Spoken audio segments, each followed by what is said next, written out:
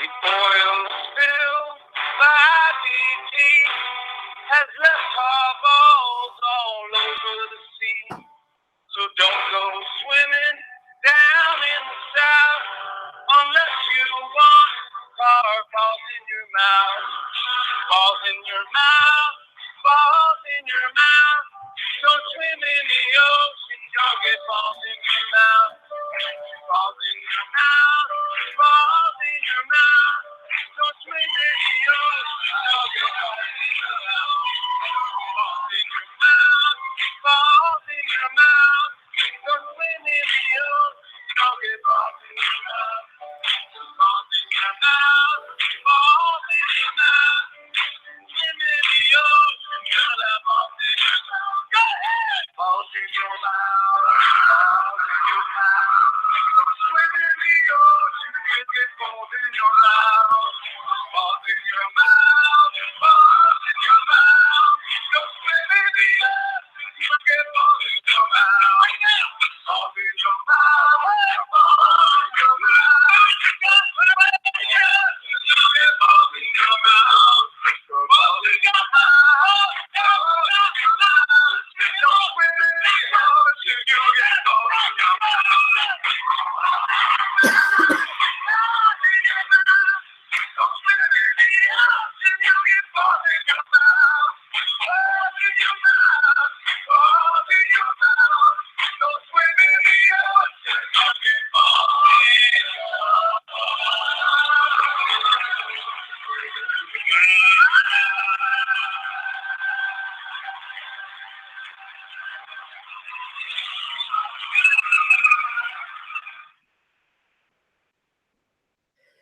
What's up?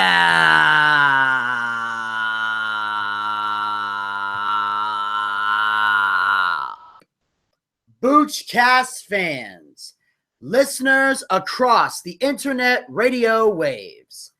This is Vinny Bucci, aka the Booch, and this is that time again, once again, yet again for the BOOCHCAST.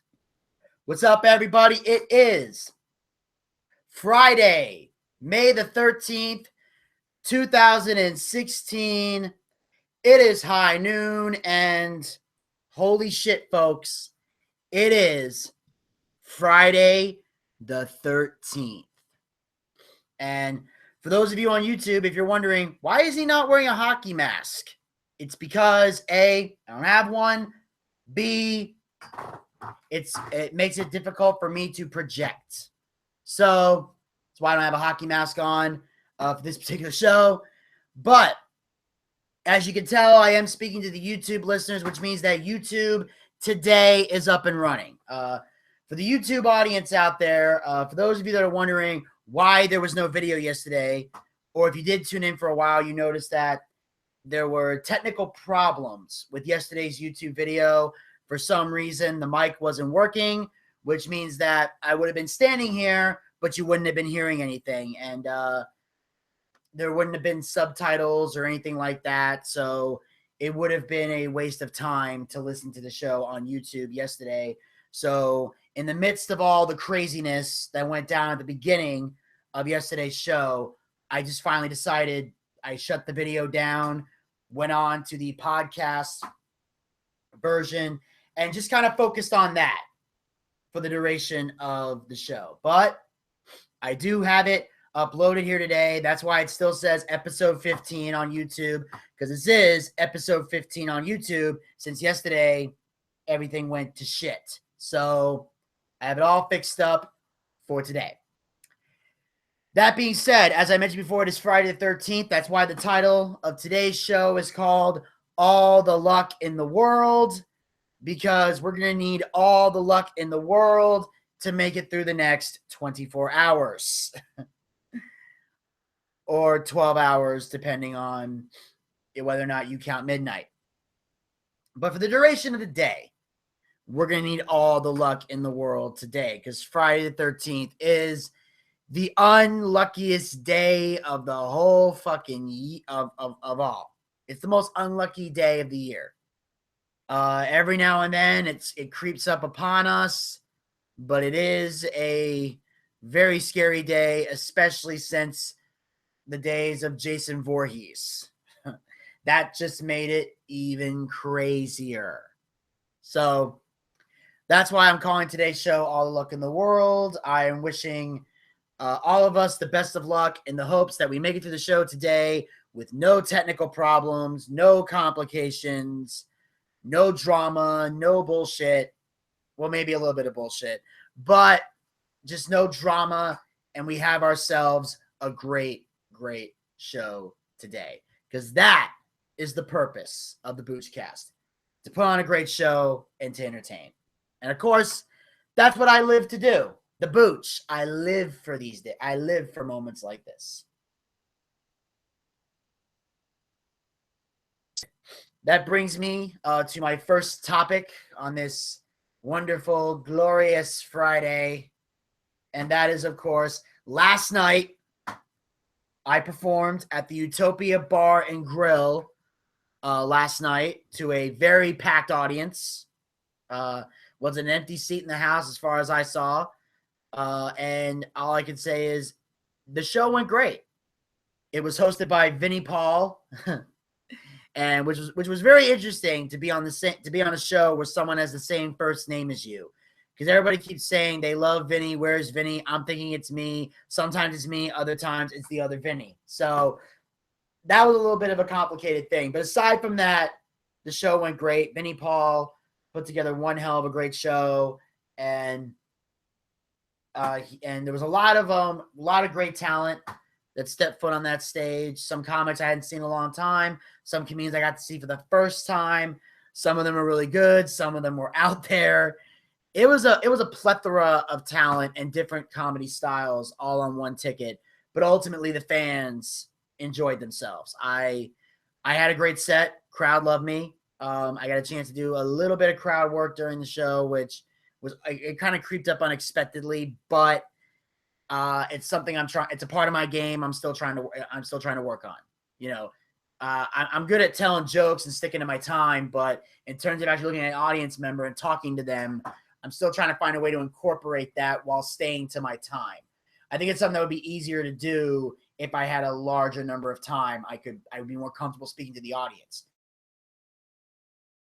So I'm afraid of going over my time and not giving the fans a show. So that's kind of that borderline that I'm always on. So, but I got a chance to do a little bit of it, and it went really well. Audience loved it. Audience loved me. It was great. Great set. So I'm very proud of myself for that. I had a really great set last night, and allowed me to show, excuse me, that, you know, I'm still able to knock it out of the park in terms of stand-up. The only downside of the whole night was I wasn't able to hand out any flyers or business cards, because as soon as the show was over, you know, some people left. Some people that enjoyed my set were leaving during the show. And then at one point, you know, the comedians were like, they wanted to take a group picture with all the comics together. So, you know, I want to be part of the picture. They asked me to be part of it. And while we were taking the pictures, people were kind of leaving the bar. So I was not able to hand out any flyers or business cards. And that's, like I said, that's the only negative thing I had to say about the show last night, because here's the thing, I'm at the point in my comedy career now where when I do a show, anytime I do a show, whether it's an open mic or a paid gig or opening act or whatever it is I'm doing, if I'm performing in the show and I get off stage, when that show is over, I want to be at the front door handing out flyers and business cards. Now, when I do, and I've learned over the time that I only hand them out to people that actually enjoyed my set. When people come up to me and say, dude, you were hilarious. Man, I loved you. You were funny as hell, man. Dude, you fucking good, boy. You know, or, you know, something like that. Then I would hand them, I would shake that person's hand, say, thank you for coming out, hand them a flyer and a business card. I used to hand them out to everyone, but I've learned the hard way, you don't hand them out to everyone. Your mindset tells you to do that, because if you hand somebody a flyer and a business card and they didn't really like you, they're going to throw it in the trash. Fact. They're just going to throw it in the trash. I learned that because I've had days where I've had to actually fish flyers out of the trash because literally they would just throw them out because they didn't know me, they didn't like me. But the people who said they love me, they take it. They fold it up. They put the business card in their wallet. They fold up the flyer, put it in their pocket, or the woman puts it in her purse. She knows to keep that. So she knows, how to, where to find me on Facebook, where to find me on Twitter, how to get access to the BOOCHCAST, the show. And those are important things to know, is how to get access to the show, because you want to promote yourself. That way, hey, you love my stand-up. Here's another aspect of my life that you're going to enjoy. And that's, to me, what it's all about. I encourage people, and that's what I say. If you're listening to this show and you want to see more of the Booch, there are other ways to do that. And if you just want to listen to the BOOCHCAST, that's good too. If you say, hey, the BOOCHCAST is all I need. All right, then keep tuning in. I'll keep entertaining. But if you want to see different aspects of me, or if for no other reason than just show that you support me, because if you support me in other avenues, it builds this show and builds the Booch brand all together. So you can literally go to facebook.com/Vince Bucci, VinceBucci. You can follow me on Twitter at Vince Bucci, VinceBucci. Now, and here's the thing that people always ask me, why is it Vince? And the reason is simple. When I first got into stand-up, I went by Vince Bucci. Vince was the first thing. And a lot of people ask me why I used to go by Vince. I want to clear something up with everybody right now. It's not because of Vince McMahon. That's what my mom thinks. That's what she likes to tell people. And because I'm a wrestling fan, people assume that's the truth. It has nothing to do with Vince McMahon. It had nothing to do with Vince McMahon. Because he was also called Vinny Mac. So no, it had nothing to do with Vince McMahon. What it had to do with was when I was a kid, I used to get bullied and picked on a lot. I know, it's a shocker. And back then, I used to go by Vinny.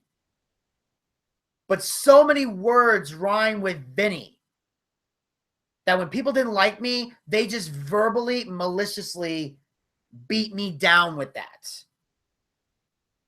So when I was able to move to another state, at one point I decided enough of this shit, I'm going by Vince, because not a lot of words rhyme with Vince. Or it's hard to make fun of somebody when they go by Vince. I'm sure if someone was clever enough or really wanted to take the time, you could figure it out. But it was less challenging. So I went by Vince for a good chunk of my life. When I first got into stand-up, I went by Vince. The reason I go by Vinny now is for two reasons. One, now that I'm an adult, that doesn't happen as much. And B, because of the regular guys. When I was on the regular guys, Larry kept calling me Vinny. When I first came on the show, he said, ladies and gentlemen, this is Vinny Bucci. He kept calling me Vinny every time, and it got to the point where it stuck. Now the regular guys listeners saw me as Vinny. Everybody else around me saw me as Vinny. To the point where now I would go to club owners or places I've gone to for years and say, look, the regular guys are calling me Vinny, so now I'm going to go by Vinny. And I did that. And now that's why today I'm Vinny Bucci instead of Vince Bucci. But when I started out with Facebook and Twitter, I went by Vince. So I don't know if you can change your Twitter handle or not, but I'm not sure. I may or may not do that. I don't know. But for now, it's at Vince Bucci, VinceBucci. I kind of kept it because maybe it'll separate me from because I found there's a lot of people that have at Vinny Bucci as their Twitter handle. So that way, I think as Vince, it keeps it easier for people to find me. Maybe I might just go at the Booch at some point. I might just do that if you can change it. But if you can, I'll look into that. If not, I'll figure it out later. Because I don't want to have to delete my whole Twitter account just to change it. I'm not going to do that shit. So I put at Vince Bucci. That's where you can find me on Twitter. And of course, Booch316 is the YouTube channel. So you got a YouTube account. You're watching this. You can go to YouTube, subscribe to it. That way, when I stream live with the BOOCHCAST, it'll go right to your phone. It'll go right to your mobile devices if you have the YouTube app, and it'll say, Booch is live now. You know, it's easy to check that out. You can also look at other videos I got on here. I got stand-up, I got skits, I got plenty of other videos here that you can check out. So those are the ways you can find me on social media to interact with me. So anyway, that's why, like, after shows, like at first, when I started doing stand-up, I didn't have anything to promote. So I would just perform and then hang out for a couple of days and then leave. I wouldn't really care. Now I'm at a point where now I got stuff to promote. I got something to show. I got a name to put out. So after shows, my major goal is to hand out flyers and business cards. Even if there's like 20 people in a crowd and only 5 of them like me, as long as those 5 people walked out with business cards and flyers, that's a win. You know, that's a win for me. At least those 5 people will know who I am, as the other 15 people tell me to fuck off. You know, so that's a thing there, because I want those people who enjoyed me on stage to be able to find this show, to be able to see this and see another aspect of the Booch. So that's why that was important to me. So sadly, at the Utopia Bar and Grill, I was not able to do that, but still had a great set, and the crowd loved me. So I'm grateful for that. Also, what happened, another interesting thing I want to get into last night, although I will say this before I move on. Vinny Paul, when he noticed I wasn't able to hand out a lot of flyers and business cards, he took a picture of my flyer and said he was going to send it out to his Facebook page to encourage people to tune into the show. And he also took a picture of the Battle of the Shits flyer that I had put out, and he wants to promote that as well, because when he saw the Battle of the Shits, it's definitely something he wants. He's even said himself he plans on tuning in this coming Monday at 1 p.m. to check it out, because that's one thing I want to make clear. This coming Monday at 1 p.m. on the BOOCHCAST, 1 p.m. Eastern Standard Time, it will be Gator Ricky Ross versus Kevin Dunn, Battle of the Shits, wrestling trivia. So make sure you guys check it out. If you're a fan of this show, if you're a fan of Gator Ricky Ross, if you're a wrestling fan who wants to see Kevin Dunn possibly get his, come check it out. So another thing I want to talk about, speaking of wrestling, yesterday on AdultSwim.com, the 3rd episode of Daytime Fighting League aired on Adult Swim yesterday. And this one, I got to say, definitely got everyone's attention, as for the first time ever, we saw women's wrestling action take place. As in Daytime Fighting League, there were 2 women in this competition. There's 14 guys, 2 girls. Well, those 2 girls squared off against each other. It was El Boogie versus Meg Has Issues. And I gotta say, this particular episode was very interesting, you know, especially during the call-ins, where most guys, this one guy called in, didn't even know what was going on, what he's even talking about. Like, the guy acted like he was stoned, really. I don't know who that guy was.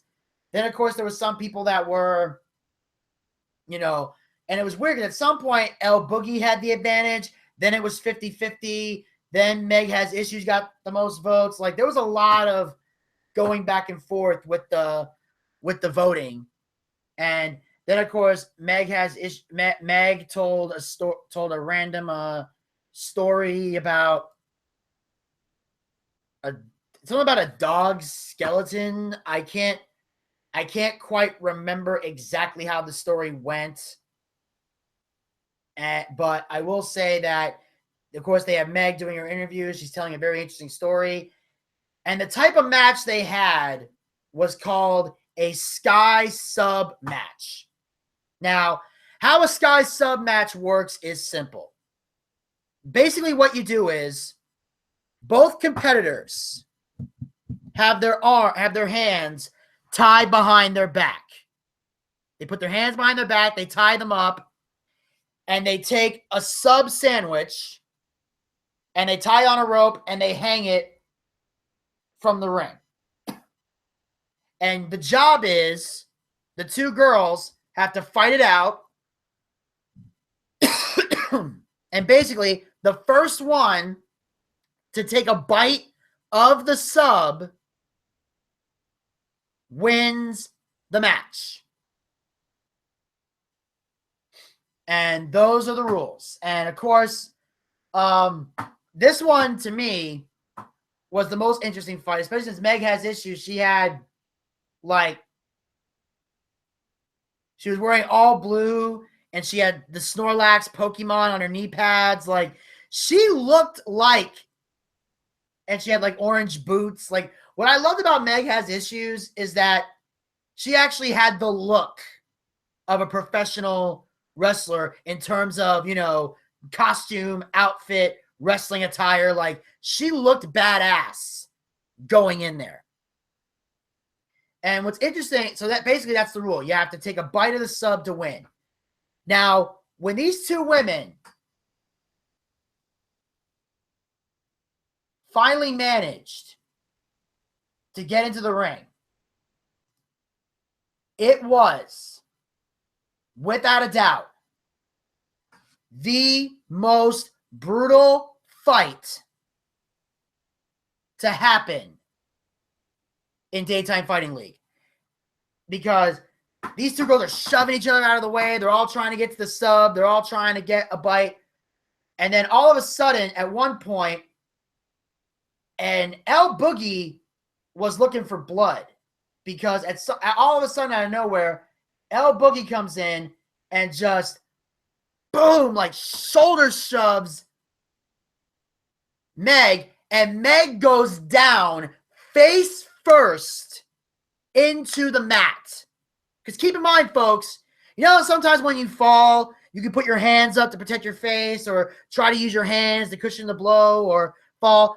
Meg's hands are behind her back. She went, bam, face first into the mat. That was the scariest moment of the whole show. Because the second she hit the floor, everybody in the arena and watching at home, even myself, I thought she was knocked out. Like, knocked out cold. I've seen professional wrestlers, both in WWE and in the Indies, as well as NXT and TNA and Ring of Honor and all that. I've been in different shows. Boom! They go face first into the ground, and they're knocked out. Hell, Enzo Amore got his head banged into the middle rope, hit the mat, fell to the floor. He's out for weeks with a concussion. So that was a brutal shot that she took. But the amazing part is she got right back up. She hit the ground, she got back up, and she kept fighting.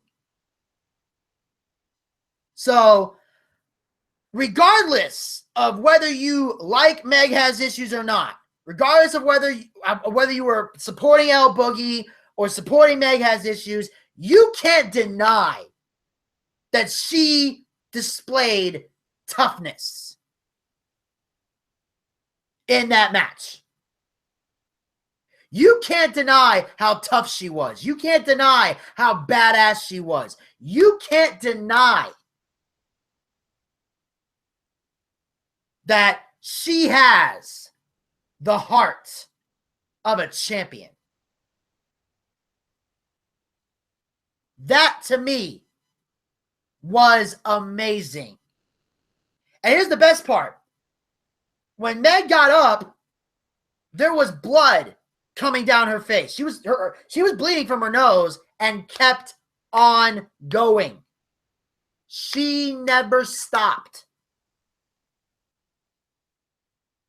Once she got back up, she never stopped. And then, of course, El Boogie got a yellow card for excessive force, because even though Daytime Fighting League, even though this is supposed to be about fighting, and again, this is wrestling, this ain't ballet, at the same time, when your hands are tied behind your back and you end up sending somebody face first into the ground, that is excessive force because you can't protect yourself. It's one thing to shove somebody out of the way, like if she shoved her into the ropes or into the corner and then grabbed the sub, that would have been different. But so she got a yellow card for excessive force. Then at one point during the fight, El Boogie managed to break free from the ropes, and she used her hand to slap the sandwich onto the floor. And that gave her a red card. And then in the end, El Boogie got disqualified, and Meg Has Issues ended up winning the fight. Now, and here's the thing. Meg deserved to win. The rules were simple. Your hands had to stay behind your back.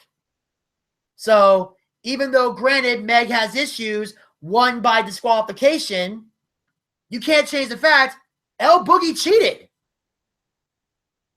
And it's not like you're saying, it's like, oh, and then I actually heard people, I actually saw people actually say that they had the balls to say that El Boogie got robbed. I literally was like, are you fucking kidding me? I want someone to watch that fight and tell me how El Boogie gets robbed when it's clear as day on the tape. Clear as day on the tape that she swatted the sandwich. And then they say at some point that they were trying to review the tape that she took a bite of the sandwich. But then the referee, Priscilla Kelly, she said that it had to be a round bite. And I actually heard people say and people were actually saying, what the hell is a round bite? For those of you that might be confused by that, I'll explain. When El Boogie took a bite of the sandwich, the only thing she bit was a piece of lettuce. Because you know when you eat a sub sandwich, sometimes there's the vegetables or the meat will stick out on the side of the sandwich, especially if you pack a lot in there. That's why sometimes people still keep it in the wrapper while they're eating it so that everything will stay mushed together and in place. Well, you had to take a bite of the actual sub. You had to take a bite of the bread and the meat and the cheese and the tomato and the lettuce or whatever else was in there. I'm assuming there's meat and cheese in there. I don't know. I'm assuming there's meat because that's a sub sandwich. You don't just put lettuce and tomato in there unless you're fucking weird. But I know there was lettuce. I saw lettuce coming on the side of it. And I know there was tomato because the tomato landed right next to Meg Has Issues when she hit the floor. So that's how I'm basing this on. But that's a round bite. You actually have to bite the sandwich itself. You can't just bite a piece of lettuce and say, I win, I win, I win, I win. You know, that's like having a ladder match, climbing up the ladder, putting your hands on the belt and saying, I win, I win, I win. No, you have to unhook the belt and pull it down to win. You don't just touch the title and say, I'm the champion. That's not how it works. We've seen that in wrestling where a guy climbs a ladder. He has his hand on the belt or his fingertips away, as they like to say. And then all of a sudden someone pushes the ladder over or climbs the ladder really fast and knocks him down or pushes him from behind. You have to physically unhook the belt, pull it down, have it in your hands and say, I'm the champion. Technically you have to say I'm the champion to win, but it's so nice to say, I'm the champion. You know what I'm saying? Makes sense that way. So as far as I'm concerned, the referee made the right call. And El Boogie doing all her whining, bitching, moaning, and complaining was just unnecessary. Okay? I think at one point she even tried to pull the race card, which made me laugh my fucking ass off. This woman actually had the audacity to try and pull the race card. When again, the tape clearly shows. You don't have to take my word for it. Go watch it. Watch it back. Go to adultswim.com. Go to Daytime Fighting League. Hit episode 3. It's right there. You will see it happen. You can bluntly see El Boogie swat that sandwich and break free. Because the rules are, like I said, the rules are simple. You are supposed to have your hands behind your back at all times. Because that's what makes it challenging. You're trying to eat it with just your hands while at the same time trying to bite. And it is a struggle. Because even while Meg was on the floor,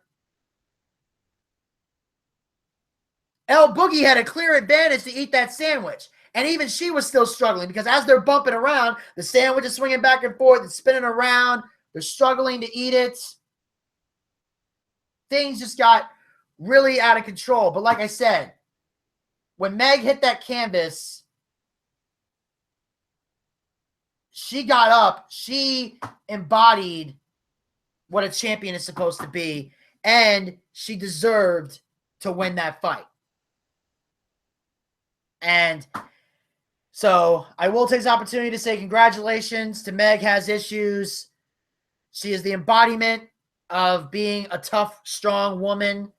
She got knocked down. She got back up again. And she earned her victory. And like I said, she never gave up. She never once gave up. And in the end, Meg was able to get the victory, granted in controversial fashion, but El Boogie had nobody to blame but herself. And a lot of people are wondering, was the blood fake? No. That is real blood dripping out of her nose.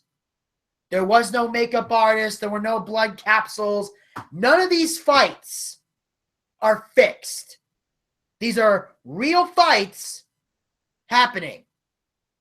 There's real winners. There's real losers. And when I say losers, I don't mean that to be intimidating. I mean losers as in they lose the fight. I'm saying, I don't call anybody here a loser. I will say, however, El Boogie was the ultimate sore loser. Did nothing but complain when she only had herself to blame. And I want to say congratulations to Meg Has Issues. And if you look at the bracket, you see that Meg Has Issues is advancing to the quarter round. And I discovered that Meg Has Issues is going to be my opponent in the next round. So I now know for a fact that in the quarterfinals, I, the Booch, will be going one-on-one with Meg Has Issues. And in case anybody out there wants to spread rumors, I want to make this clear. If El Boogie hadn't cheated and she ended up advancing to the next round, I would be just as eager to step into the ring with her as I am to step into the ring with Meg Has Issues when the quarterfinals commence. Now, of course, it's going to be a couple of weeks before that happens because we still have a few more preliminary fights to go through. In fact, I think there's 5 more preliminary fights left before that happens. But I can now state unequivocally, it is now official, the Booch will take on Meg Has Issues in the next round. And I respect Meg Has Issues. Like I said, she is a very, very, very tough competitor. And I consider it an honor and a privilege to be able to step in the ring with her. But that being said, let me be clear. Just because I respect her does not mean I will take it easy. When I step into that ring, my goal is to become the DFL champion. I am the Booch. I am in it to win it. And I will give Meg Has Issues the fight of her life. If she wants a victory over me, she's going to have to earn it. She's going to have to bring the same level of heart and determination that she brought into this match. She's going to have to bring in the quarterfinals if she wants to be the one to take the Booch out of the equation. And that is not, and in the words of the great Eli Drake, that is not an insult. That is just a fact of life. So once again, I will say congratulations to Meg Has Issues on her victory. And I look forward to facing you in the quarterfinals.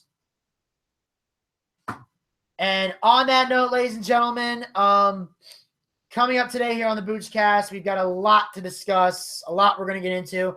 But before we go to break, I see we have a caller on the line. So what we're going to do right now is we are going to take this call, see what's on the person's mind here. And hello, you're on the BOOCHCAST. Hey, Mr. Booch, really? Ladies and gentlemen, the man who'll be participating in the Battle of the Shits this Monday at 1 p.m., Gator Ricky Ross is here. How you doing? Oh, I'm doing good. And we'll get to that there in a second. But first, I got to say something, all right? I watched the daytime fighting league yesterday when it come on at 5 o'clock Eastern Standard Time. I watched it. Let me tell you something. That was a great fight between them two women. From what I've seen of it, I was actually sitting here watching it, beating my dick like an Iraqi prisoner. But we don't need to get into this. Okay. TMI, but continue. We don't need to get into specifics. No, we don't. But no, it was a good fight. And I think that girl Bucci, she got screwed. I think she got screwed. I mean, come on now. If she breaks free from the thing, she should be eligible to use her hands. If you break free from it, you should be eligible to use your hands. If the ref don't see it, it's legal. Well, see, this is when you need somebody like me in your corner. Because at that point, that's when you can actually use your hands. Because I'm going to be sitting there telling that referee that she needs to be looking at the other person because they might be cheating. You know, we don't know that the other that has issues lady won't cheating. We didn't know she won't cheating. The other girl was trying to help her when she fell on her face. She was trying to help her before she fell on her face. You know, that's the way I look at it. That's the way I saw it. So, Gator, the interesting thing is normally when we talk about certain topics, whether it be wrestling or whatever, we tend to be on the same page. I think this is the first time where we're actually going to disagree because first of all, the referee did see it. Everybody literally saw it. Just because I wasn't there. If I was there, the referee wouldn't have seen it because I would have been telling her how beautiful she was. So you would have been distracting the referee, allowing the victory to take place. Don't use that nasty word. See, I don't like that word, distract. I would have been trying to get a date with the lovely Priscilla. That's what all the men that were out there would have been trying to do. I would be trying to get the lovely Priscilla's phone number. Okay? There ain't nothing wrong with it. All right? Don't use the word distract, and I don't like that word. That's a dirty word. It's a dirty word, Mr. Booch, really. You're right about Gator. You're right. There's nothing wrong with wanting to get a woman's phone number now, but there's a time and a place to do that, and you shouldn't be asking a beautiful referee for a phone number while she's working, though. You gotta wait till they're off the clock. Why not? I mean, why not? She won't do nothing. I mean, it's okay if she won't. Look, I'm just trying to get a phone number. All right? See, if you're going to be like this, I can't manage you. If you're going to be like this and you're going to question my tactics, I can't manage you. Hey, if I'm in the ring, you can ask her anything you want. I'm just saying. See, I can't manage you if you're going to be like this. You can't question my tactics. Okay. Fair enough. You can't question my tactics. All right. Okay? We're going to win either way. I'm just saying. Good. All the competitors on the Daytime Fighting League, I'm going to go ahead and throw this out there. Everybody on the Daytime Fighting League, for $22.50 and a gallon of tea and a case of Pabst Blue Ribbon, I will be your manager, and I will help you win this tournament. If there's more than one person that is bidding, the more Pabst Blue Ribbon cases you get, the higher your chances of getting the Gator as your manager. All right. Now, for people who may not know, what exactly do you mean by a gallon of G? A gallon of cheese, like yeah. What's a gallon of G? That Hardy sweet tea. Hardy sweet tea. You ain't never had sweet tea? I've heard of it, but never actually had it. I took a sip of it once, and it just it was too much for me. You know what? Find yourself a new damn manager, all right? Because you just defiled sweet tea. That's wrong. That's wrong. See, first you were saying I was distracting people, which was a mean and dirty word. Kids, don't say that word, or I will kill Santa Claus. Don't say distract. Mean, dirty word, all right? Mr. Bucci, I'm going to come over there and get the $5 per square jar here in a minute. Okay. Okay? All what right. I'm trying to say is, say what? I said okay. I'll find a swear jar and start filling it up. All right, fill up the swear jar. Don't be saying nasty words like that D word. All right, I apologize. I'm sorry, Gator. Questioning my tactics, trying to get a date with your lovely Priscilla. Okay, nothing wrong with that. If you're trying to get Priscilla's phone number, I mean, get it when you can get it. See, what you don't understand is there's a whole lot of other people around during other times during the day. How am I going to get Priscilla by herself so I can ask her out? See, that's why as a manager, I pull her over to the side, and as a man, I pull her over to the side by the corner. Hey, Priscilla, come on over here. I want to holler at you, Mama. Hey, would you like to go out this Saturday? I'm going to buy you some pizza. Pizza, baby. Hey, you know. I love how you're using my catchphrase to get a date. That is awesome. Now that's good managing skills. See. I like that.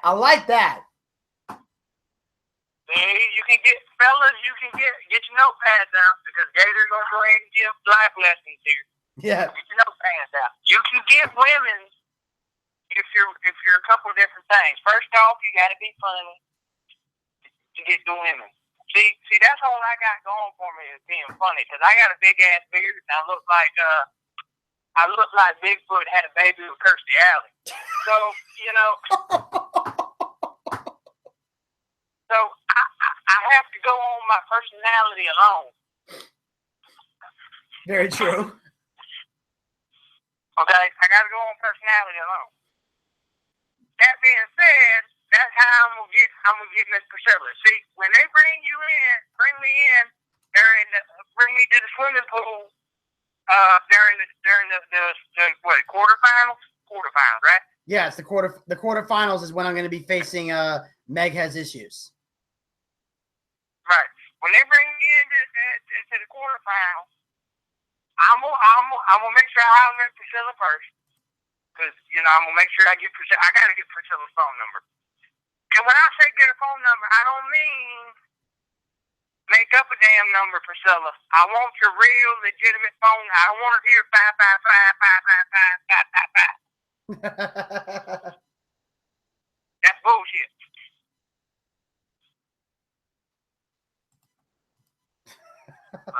But yeah, I'm gonna get Priscilla. Just don't question my tactics, okay? That's how we win. We're gonna win. All right. I sincerely apologize for questioning your tactics, Gator. I'm very sorry. Don't question my tactics, okay? I know how to be a good manager, all right?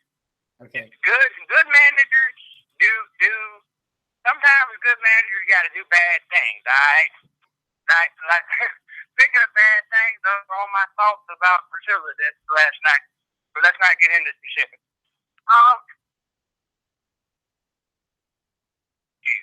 I had some bad thoughts about Priscilla last night, but we're not gonna get there. You know what I'm talking about? Yes, I know exactly what you're talking about. You know what I'm talking about?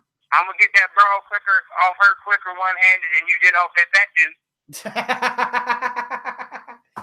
Well, technically, he wasn't really that fat. He was just old. If you're listening, say what? I said technically he wasn't really fat. He was just old. But yeah. I was worried during that fight. I was really, really worried because I thought every time he would move, we were gonna see pee go down the side of his leg. Because you know, old folks when they get to moving too much, they get to urinating on themselves. Oh yeah.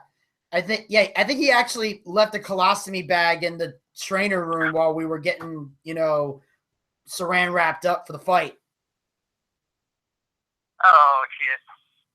Literally. Well, but yeah, I'm gonna get Priscilla's phone number. I'm gonna try that when I come down there to your manager. Absolutely. You talked to him about that, right? They said that was cool. Yeah. Well, like I said, the quarterfinals are still a few weeks away, so there's still some last minute details we're trying to iron out. But did they say that was cool? They are right now, but we still got some other. They're considering it, but we still got some minor details we got to iron out and stuff, and hopefully everything should be a go. Even considering it, what rich white people tell us, so they don't have to say no to our face. Sometimes, yes. I'm just telling you that's what they're telling me. We're just trying to iron out some details. But the question I really want to ask is, obviously you want Priscilla's number. In fact, pretty much everybody that's been tuning into Daytime Fighting League has wanted the number of Priscilla Kelly. But if Priscilla, in the unlikely event, and I say unlikely, an unlikely event that Priscilla were to not give you her number, if you had a choice between L Boogie or Meg Has Issues, whose number would you want to get on the rebound? Oh hell yeah, man! I want Meg Has Issues because she may have issues, but I know how to fix them. Plus, women who have issues are dynamite in the sack. Hey, she may have some issues. They're probably daddy related, but there ain't nothing wrong with that. Daddy don't judge. Hey, Booch don't judge either. I guess that's why we make a great team. I hope she's listening too. I think she might be. I'm not sure. Hey, if you're listening, Meg Has Issues, call in and make sure you use the phone number that you're gonna be all right with Mr. Bucci giving it to me later. Yeah. Yes. With her permission, of course. I'm not just gonna hand it. I can't just hand it out. That would get my show in trouble. Well, hey, it's okay. It's all right. We're gonna do it on the down low, Mrs. Bucci. We're gonna do it on the down low. Yes. Pizza baby. Absolutely. Pizza baby. Which, by the way, Meg, I'm just saying, that could be the first date. Pizza baby. Yeah. You never go wrong with pizza. There's, like I said, there's a Goodfellas right down from the DFL arena that sells pizza, so we can definitely go there. We can get some pizza. Yeah. We can get some pizza. We're still getting midget strippers because I've already got an order. So you better freaking win the money for the midget strippers out of your ass. All right. Okay. I'm the Moccasin Creek mob. All right. We ain't playing this shit. Yeah. Well, the prize money's only $500. You got to keep that in mind. So make sure you plan within that budget. That's fine. $500. I'm only gonna need 100 for the mixed strips. 50 apiece. Cool. All right. So we got 400 bucks to do. We got 400 bucks to do whatever. Yeah. Hey. Half the size, twice the titty. I got busty ones. I mean, I was looking all over the place on the website. You know, there's actually a website called www.getmidgetstrippers.com. No, I did not know that. Yeah, they will send midget strippers to you. Like, I don't know how. You know, do they send them? Do they put them in a box and send them to you via FedEx? You know, I mean, that would be cost efficient. You wouldn't have to put them on no airplane. I mean, it's not like they take up much room on an airplane anyway. Put them up in the luggage rack, but still.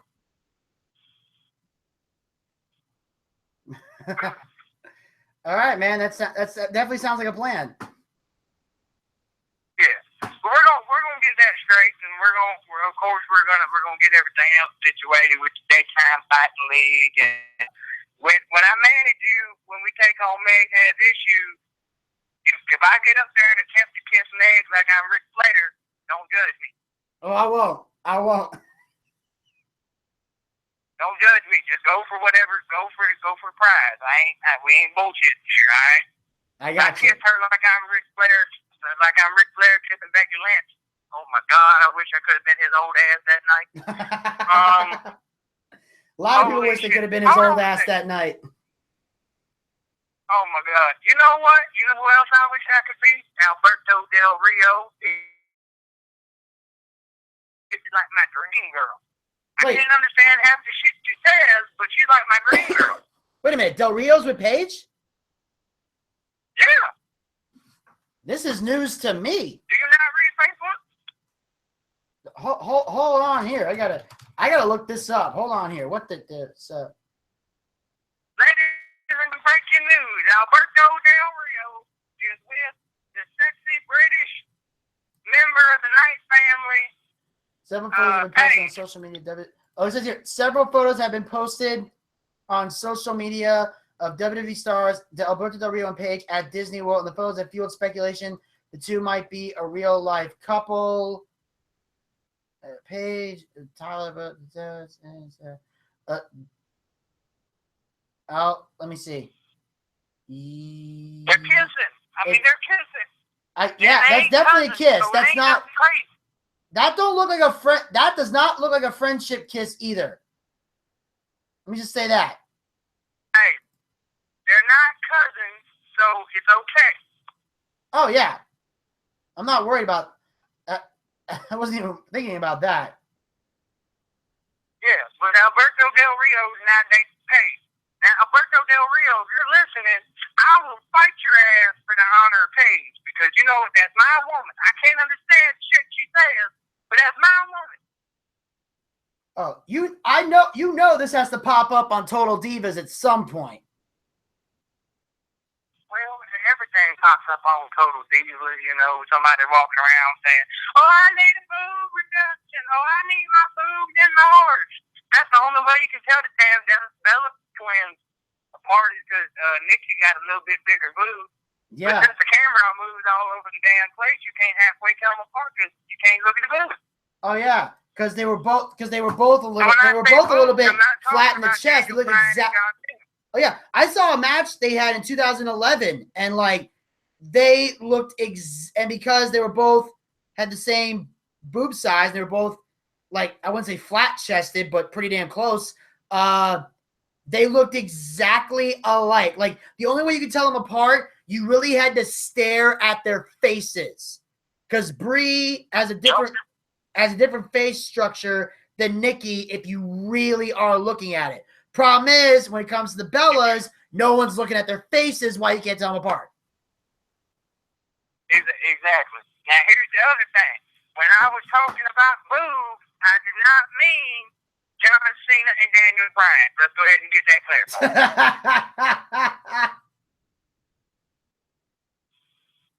I just wanted to leave that out there. I also was not referencing Kevin Dunn either.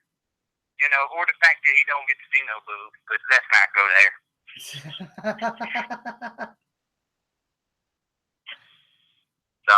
hold on a minute. So you was out last night at some at the Chuck Bar and Grill, right? It was the Chuck Bar and Grill. It was Utopia. And you went over there. What was it called? Utopia. Utopia. All right. I'm gonna mess that up again, probably. Okay. He was over at the Chuck Bar and Grill last night, and you said earlier that folks were actually looking at the poster for the Battle of the Ship. One guy was. He was the guy that hosts the show. Because I had told him in the past because the first time you called in, I had no idea who you were at the time, and you were so hilarious. I've been telling everybody. So I told him, because I think I went to a comedy show that night, and I saw him there, and I said, dude, you got to check this out. This dude called, I said, this guy Gator just called into the show, and like I was telling him stories, and I told him what we were talking about, and he was laughing. So he saw me post on Facebook. I wrote, the challenge has been accepted, and the flyer for the Battle of the Shits. So when he saw that, he brought it up to me while we're at the end, towards the end of the show. We're sitting at the bar just talking, and he brought it up, and he asked me, like, so you able to hand out any flyers or business cards after your show? And I said no.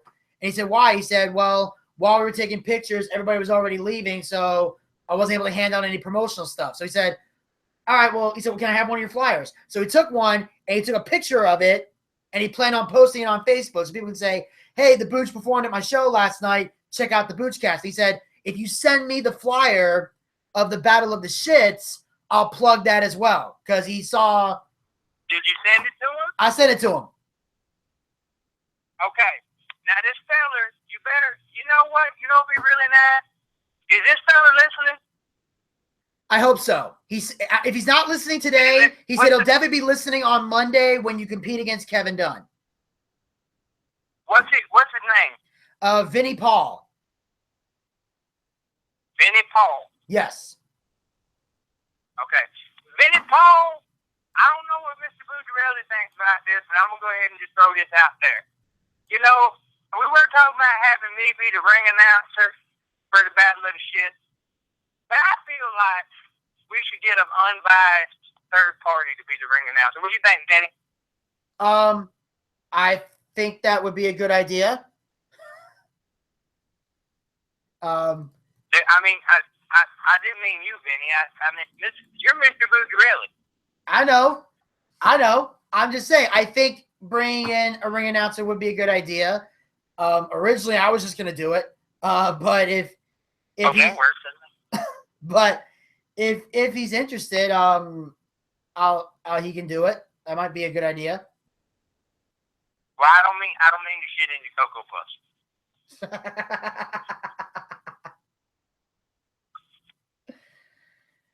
Oh no, I'm not eating Cocoa Puffs today. Do you know what I mean? I know what you mean. I don't mean to poop on your party. Poop on your party, get your Cocoa Puffs, pee in your Cheerios, whichever one. Yeah. Pee in the pool. Drown the bitch in the pool. I mean, I don't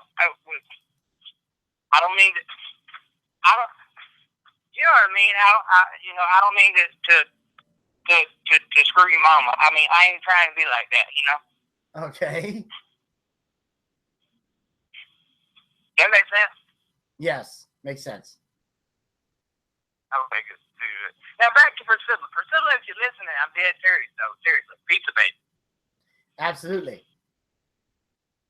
I'm telling you, we will go to the Goodfellas, and I'll get you some pizza, and you give me your phone number, and after pizza, we'll take you back to my hotel, and then we'll get dessert at the hotel, if you know what I'm trying to say. Hey.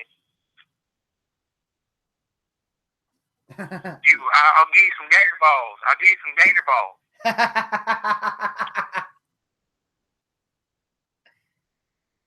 Hey, everybody, have you seen gator balls? Yeah, she can have some gator balls and get to play with the mouse.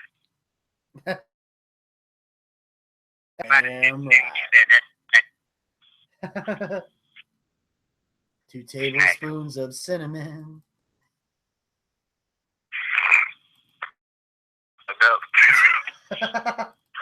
It's an old South Park joke. Oh, I don't know. You never saw South Park?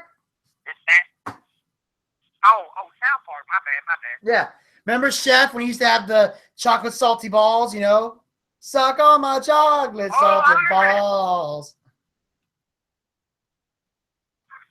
I remember those. Yeah, that's what I was doing when you said gator balls. I was like, hey, everybody, have you seen gator balls? Oh, we should get. Hey, Priscilla, balls in your mouth, balls in your mouth. Don't swim in the ocean. You'll get, well, she ain't gonna be near the ocean. Georgia ain't near the ocean. It's like, don't go swimming down in the lake or river, I guess. Well, no. This way we'll do it. Don't swim in the bathtub with the balls in your mouth. Balls in your mouth, balls in your mouth. Don't swim in the bathtub or spit gator out. Now that is funny. I tried. You know, I actually did a show last night, and somebody compared my comedy to that of Lisa Lampanelli, because apparently I'm changing into what is known as an insult comic. I don't know. All I did was make fun of the black guy and the Mexican and the Asian and the Jew and the old guy that was sitting in front who was laughing so hard. I told him, I said, I guess you're enjoying the show, but just to make sure, will somebody turn around and check his diaper, please?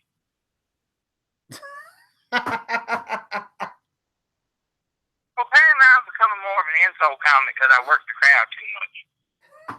Well, sometimes that's bound to happen. Insult comic's not necessarily a bad thing as long as the joke is funny. Well, I mean, the jokes are funny. I mean, you know, like I talked about my last girlfriend who was Hispanic. And I said, I told him about how, you know, when you go Hispanic, mom and dad start to panic. Because she stole a lot. And we thought she was gonna clean shit up. No, she stole a lot. And when I say a lot, I mean a lot. So, and for anybody else that was wondering, no, I did not date the gardener. She wasn't the gardener. She was the maid. I stopped there with that.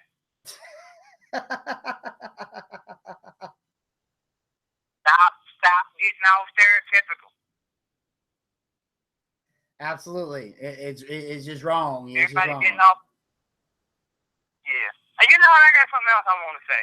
If you go to a comedy club, and back me up on this one, Mr. Bucci, if you go to a comedy club and you can't take a joke, get the fuck out the damn comedy club. Exactly. Don't be going in there feeling all butthurt. Comedy clubs are not pretty easily butthurt, right, Mr. Bucci? Yeah, and the thing is that people at this point should know what to expect when they walk into a comedy club, especially if you're going to see a particular comedian. Especially if you're going to see an insult comic and the host of the show says, hey, if you don't like insult comedy and you don't like that he's going to be out there in your face talking shit about you, then get the fuck out. You know? That's when the host even tells you before I come out and do my 7-minute set. When the host even tells you, hey, if you can't take a joke, you know what I'm saying? Yeah. If you can't take a joke, get the fuck out. I get people, because like I said, I'm kind of, you know, metamorphosizing into a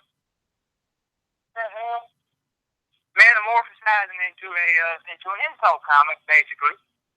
And, you know, which is cool. I mean, it's whatever. But, you know, if you can't take a joke, don't sit there and huff and puff like the big bad wolf and you're going to try to blow somebody's house down. You know? Yeah. I see your point. I'm sorry, that just pisses me off. Hey, it's all good, Gator. It's all good. But I figured you probably have some experience with that too. You get people to get butthurt too damn easily. Oh, I've seen it happen.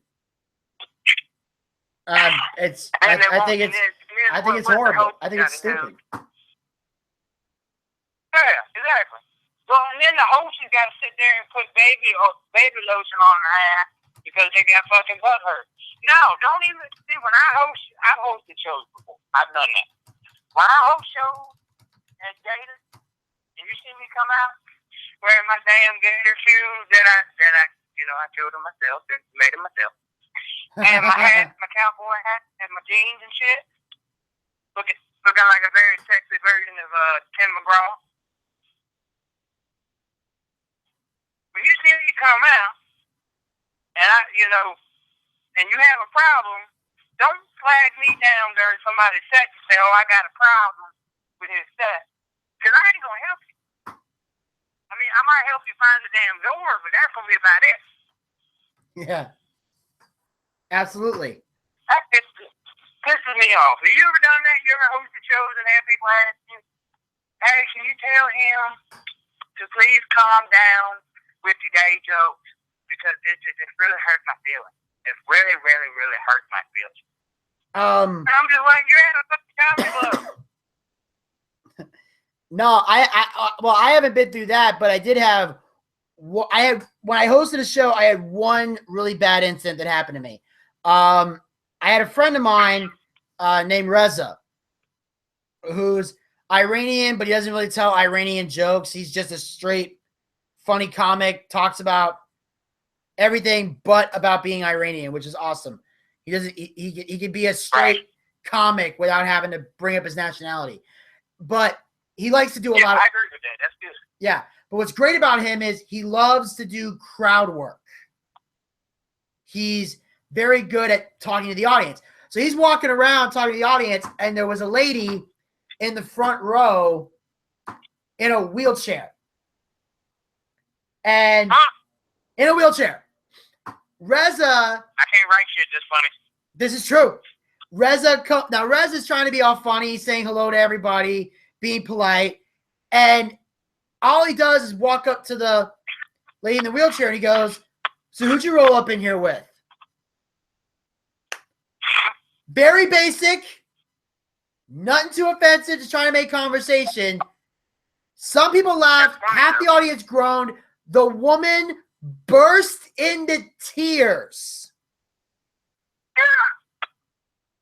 And Reza, who normally can outwork any situation, did not know what to do. And the reason and we found out later, like she came over and Reza and her actually talked after the show. And they apologized to each other. But we found out the reason she apologized was because she had recently, like within the last couple weeks, had gotten into a car accident, and that's why she was in the wheelchair. Oh shit. We didn't know he doesn't know this. And she found out later that it triggered something in her, and she just started crying, and she apologized later and said, Reza's like, "I'm so sorry, I didn't know this. It's okay. You didn't know. It wasn't your fault. It was me, and I'm sorry." So they patched things up, and Reza was able to somehow get the show back on track. But things just went to it was bad. Oh, it was bad. See, I don't have problems like that. See, I had a gay fella pull me aside at the show I hosted about a week ago, and he got pissed off at a joke I did because I called some gay folks demons. Okay, that's what they is. They demons. If you know what I'm saying, cornholes. Wow. Okay? He got pissed off because I called them cornholes and singing demons. You know, cornhole padres, fellers, cornhole partners. My whole thing is if you can't take a gay joke, you're probably insecure as a man. You probably got a little bit. That's usually how it works. Is people that get offended a lot by gay jokes are the most insecure people. Like, I know.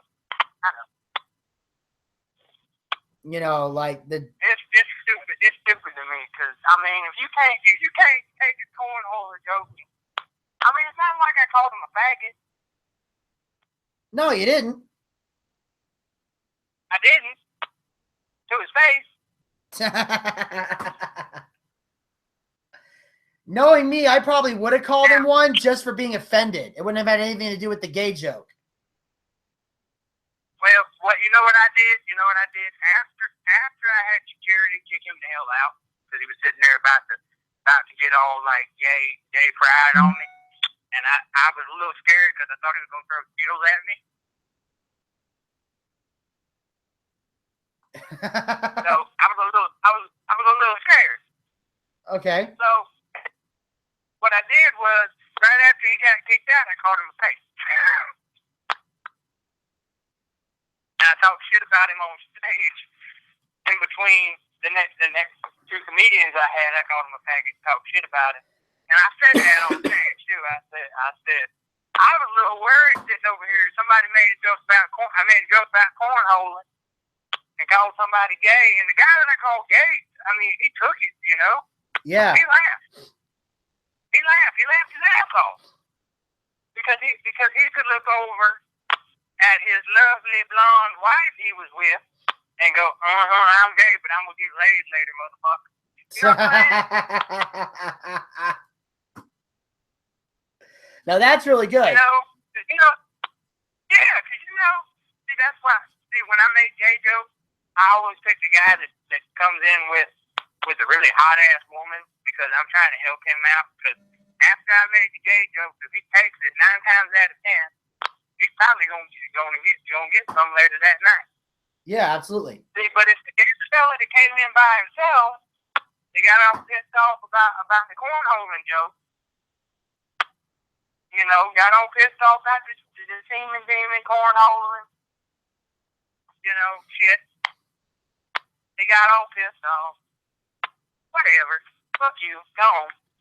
You know. That's just the way I am as a comic. Like I ain't, and maybe, and I don't mean to get too offensive on your show, buddy. I don't mean to get too racist. I'm not racist. I just feel like, you know, everybody needs to laugh. Everybody can laugh. You know. Yeah. That makes sense. Yeah, it makes sense. Okay. And like I said, Gator is satire. I'm making fun of the rednecks that are extremely racist. and it's a funny character. I enjoy it. Yeah. Like I said, that's the point of Gator. That's his satire. But, you know, it pisses me off when people come into the comedy clubs thinking, hey, you know, I'm gonna come into the comedy club and I'm gonna laugh about the little redneck up there probably talking about, you know, probably making Larry the Cable Guy jokes and shit. I don't make Larry the Cable Guy jokes. I go up there and I talk about real shit. I do. I talk about real shit. Yeah. Somebody got mad. A woman got mad at me because I said the word cunt on stage one night.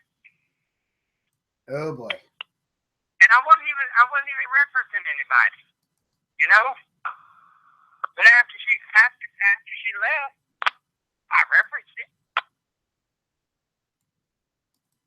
You know? That makes sense? Yeah, it makes perfect sense. Okay. Alright, well now to the battle of the shits, because I feel like we do need to plug that real quick before I roll off of here. I know I'm taking up a lot of your time. I don't need to take up a lot of your time. But you know, let's plug the battle of the shits. Yes. Next Monday. This Monday coming up, the next time you see us here on the BOOCHCAST, it's gonna be Bucci-mania. It's gonna be the battle of the shit. It's gonna be me, Gator Akira, taking on the most evil, diabolical,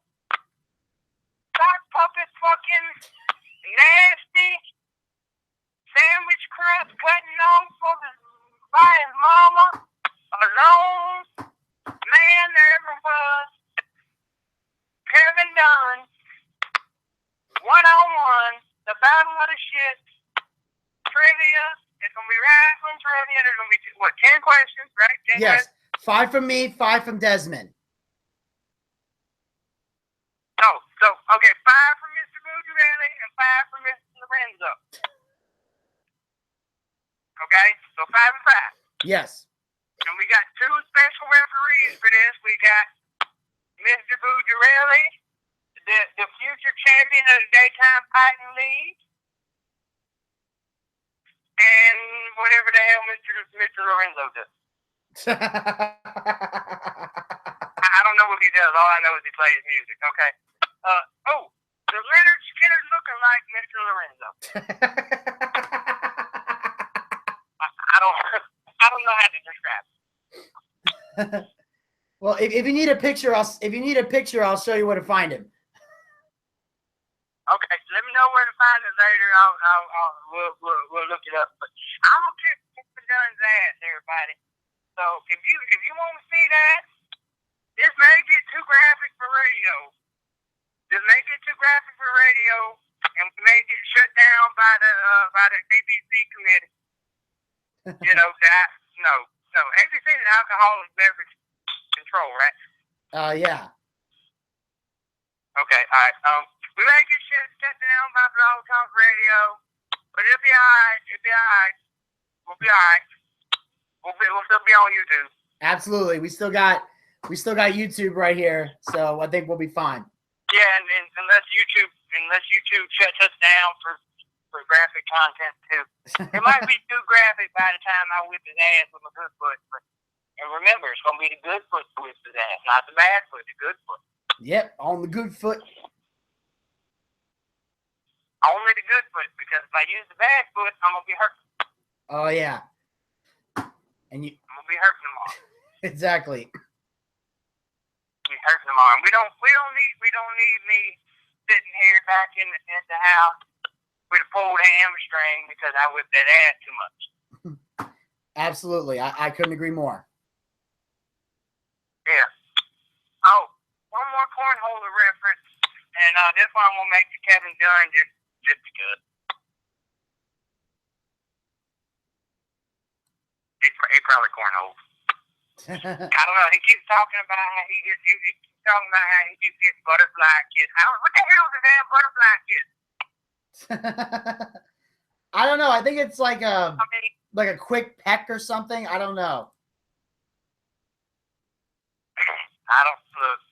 If you like butterfly kisses, fellas, from other fellas, then do you, boo boo, do you. But I ain't trying to be funny. But Mr. Dun, he likes it from his socks. And like I said before, you don't know what kind of juices are on them socks from him messing around. No, you do not. No, you do not. You don't know what kind of juices are on there. We don't know. We don't know if he's been milking Mr. Silkworm with them. We don't know what's going on with them. Too graphic. Did I get too graphic? It's the tag. Just a smidgen. Okay, I ain't trying to get too graphic. Cut me off. I'll get too graphic now. Cut me off. I'm dead serious. Cut me off. I'll try. I ain't trying to get you thrown off the Blog Talk Radio. By the way, my show, Air Nation, we're going to be on Sunday. We got some singer from some band. Hold on a second. I'll figure out who it is. Hold on. Hang on. I'm looking on the book page. Hold up. Give me a second.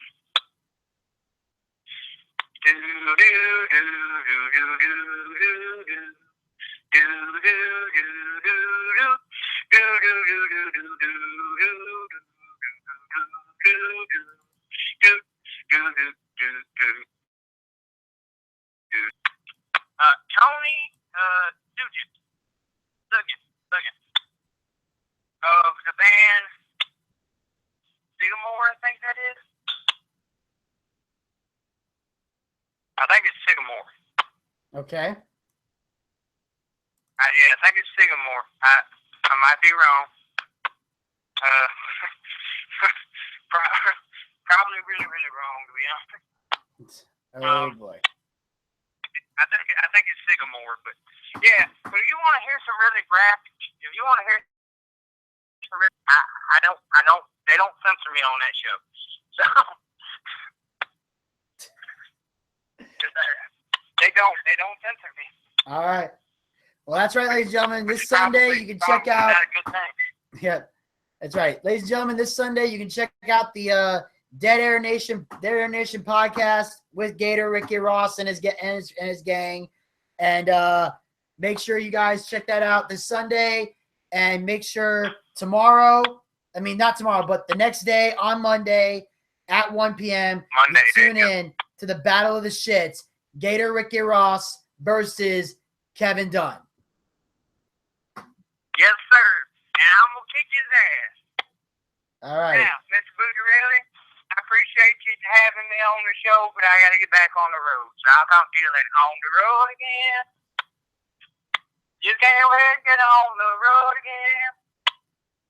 Life I love is making music with my friends and kicking Kevin Dunn's ass all day.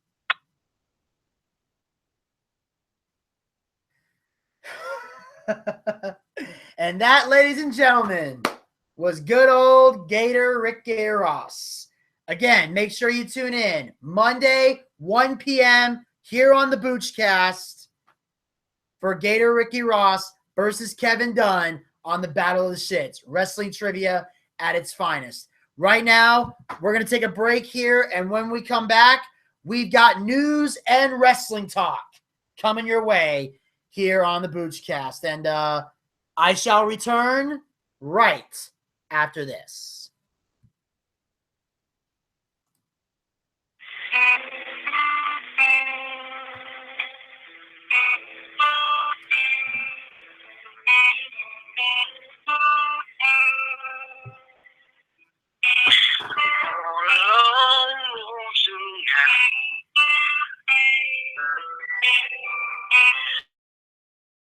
Walk it all alone. Yeah, I'm gonna be alright. And I think my way. Every step along the way. People try and bring you down. All along to trying to find my new mission.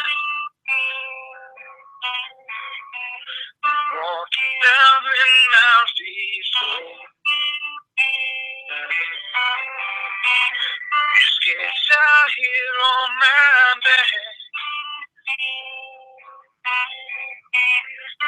In a million goes and goes. Just kept falling through the cracks. Everyone just overlooked me. Was the only one who knew that music made my heart beat. And somehow it got me through. On tonight. Yeah, I'm walking on alone. Yeah, I'm gonna be alright. I have to make it on my own. Every step along the way. People try and bring you down. All along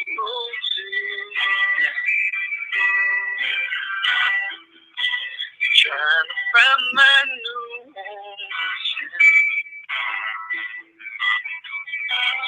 People come and people go. Only one thing that stays true. Yeah, we all will die. How you live is up to you. It shows me how but at least I had some fun. Mistakes have been my good times. But in the end, what's done is done. Alone tonight.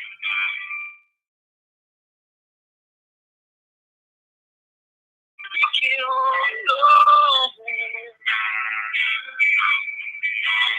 Yeah, I'm gonna be alright. I'll have to make it on my own. Every step along the way. People try and bring you down. Oh, tonight. Trying to find my new hometown. Oh, tonight.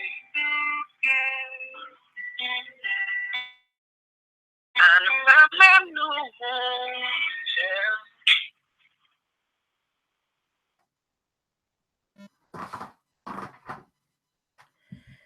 Hello and welcome back to the BOOCHCAST. During the break, we played the song New Hometown, which is an original song done by my good friend and co-host Desmond Dagenhart, who can be heard every Monday and Tuesday here on the BOOCHCAST. He will be joining me on Monday as part of the Battle of the Shits.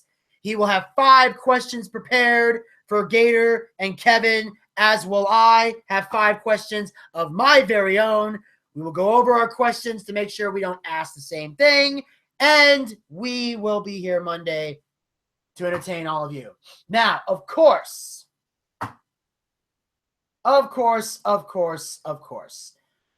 key thing we definitely I need to talk about before I move on here is we've got, for those of you out there that want to know more about Desmond Dagenhart, you can check out his Facebook page, facebook.com/Desmond Dagenhart, DesmondDagenhart. You can go like the Facebook page and check out all of Desmond's music. You can check out music videos, photos. You can also follow his progress.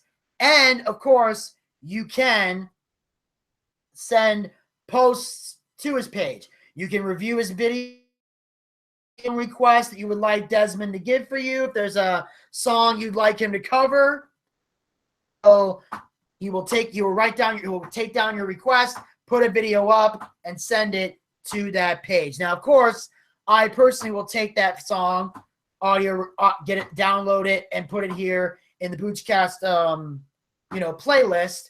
But it'll only play once or a couple of times. I don't play them very often. So if you want to hear them over and over again, you go to Desmond Dagenhart's Facebook page. Make sure you go there, support his music, support his career as he attempts to become a full-time musician. Last time we talked about his music, he let us know that there's a strong possibility he could be getting a full-time music gig at a restaurant. So make sure you guys, whatever religious belief you have, whatever God you believe in, whatever prayers you give, send those prayers and thoughts his way and send him positive vibes in the hopes that he does indeed achieve this full-time gig. Because, you know, Desmond's goal is to make it as a musician, and having a full-time gig as a musician can definitely get him to where he needs to be. So in the meantime, in between time, go to facebook.com/Desmond Dagenhart, DesmondDagenhart. Support the page, support Desmond Dagenhart. Also, New Hometown is also the theme song to Derek Shapiro's movie Walking, which comes out June 1st on movieinternetchannel.yolosite.com. Also on the Movie Internet Channel YouTube channel as well. It will be available Wednesday, June the 1st. Go check it out. It's going to be probably the most dramatic movie or serious movie that Derek Shapiro has done in his whole film career. And of course, New Hometown is the theme song to Walking. So make sure you guys check the movie out when it comes out. And of course, when it does come out, we'll have Derek Shapiro on here to talk all about it. So make sure you guys check out New Hometown and the movie Walking. And of course, speaking of Facebook pages, you can also like the BOOCHCAST Facebook page. Go to facebook.com/the BOOCHCAST, TheBoochCast. That way you can check out all the progress of the BOOCHCAST as well. You can post comments there as well. Reach out to us. We respond to all messages and comments that come through there. So don't hesitate to talk to us. Also, make sure you feel free to check out all the BOOCHCAST episodes, all the past episodes. Go archived onto that page. Also, we got YouTube clips of major events that we talk about. Check them out. See it. You'll thank us in the morning. And on that note, ladies and gentlemen, before we get into the stuff we're going to get into, I do see we have another caller on the line. So before we get into the news and the wrestling talk and everything, we will take this call, see what's on the person's mind. And hello, you're on the BOOCHCAST. Vinny! Do you know who this is? I believe this is Frank. Yes. All right. Okay, I got to ask you, what happened yesterday? I called the BOOCHCAST and said, well, there's no shows available until What time? I was like, what happened? What time did you call in? What, like 1? And it said, there's no shows available for the next 24 hours. I was like, what do you mean there's no shows? Like, today's Thursday. I was like, what do you mean there's no shows? I don't know why. I seriously don't know why it did that, because I was on the air on Thursday. And then he got through just fine. Yeah, I don't know. But there's something wrestling. Jericho pulled an Undertaker last night on SmackDown because Dean Ambrose reduced to the ring, but he has all the lights are turned off, and then all of a sudden he appears in a ring. So he pulled an Undertaker for Bray Wyatt. So, and all the lights were off, and then all of a sudden the lights appear, and Dean Ambrose is down on the ground, and Jericho is in the ring. Yeah, and I saw Jericho put a straitjacket on Dean Ambrose and then beat him senseless. Yep, pretty much. Because he ripped that $15,000 jacket. Yeah. And I thought it was funny as hell. Well, it was, because it was entertaining, because Jericho came out, because when Jericho's out to the ring, the arena is dark, so you can see the light up jacket. Otherwise, it would defeat the purpose of having a light up jacket. The lights were on when he came out. And then all of a sudden, you see Jericho get thrown into the LED board, because on Raw, Ambrose did that and put the jacket on. So that's why it makes perfect sense for Jericho to have the lights turn out, come back and show up magically in the ring, because the whole thing started with a lights out moment. And when the lights turned back on in the arena, that's when you knew it was Dean Ambrose in the jacket. Oh, okay. Oh, because when I saw him standing in the jacket, he reminded me of the way AJ Styles comes out with the hood on. He reminded me of AJ Styles. So, but this other thing is that I saw on SmackDown. Is she new? Never seen her before. Okay. You talking about the girl with Emma? Well, this one is blonde, and she looks like pretty, muscular, and they were going against the woman with the red hair, Becky Lynch. And this lady, they were going against Becky Lynch, but this woman was wearing blue, she had blonde hair, and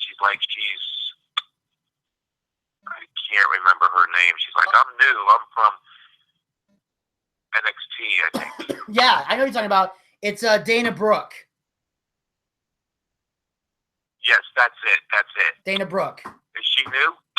Yes, she was in NXT. She got called up on Monday Night Raw, and in NXT, her and Emma were a team. So Dana Brooke was in NXT, but she was injured for a while, so we hadn't really seen her on television. And now that Emma's been called up to the main roster, they've now decided to call Dana Brooke up with her. Oh, okay. Well, we need a new. Because I was getting, even though all the women are great, I was just getting sick of seeing the same women over and over and over.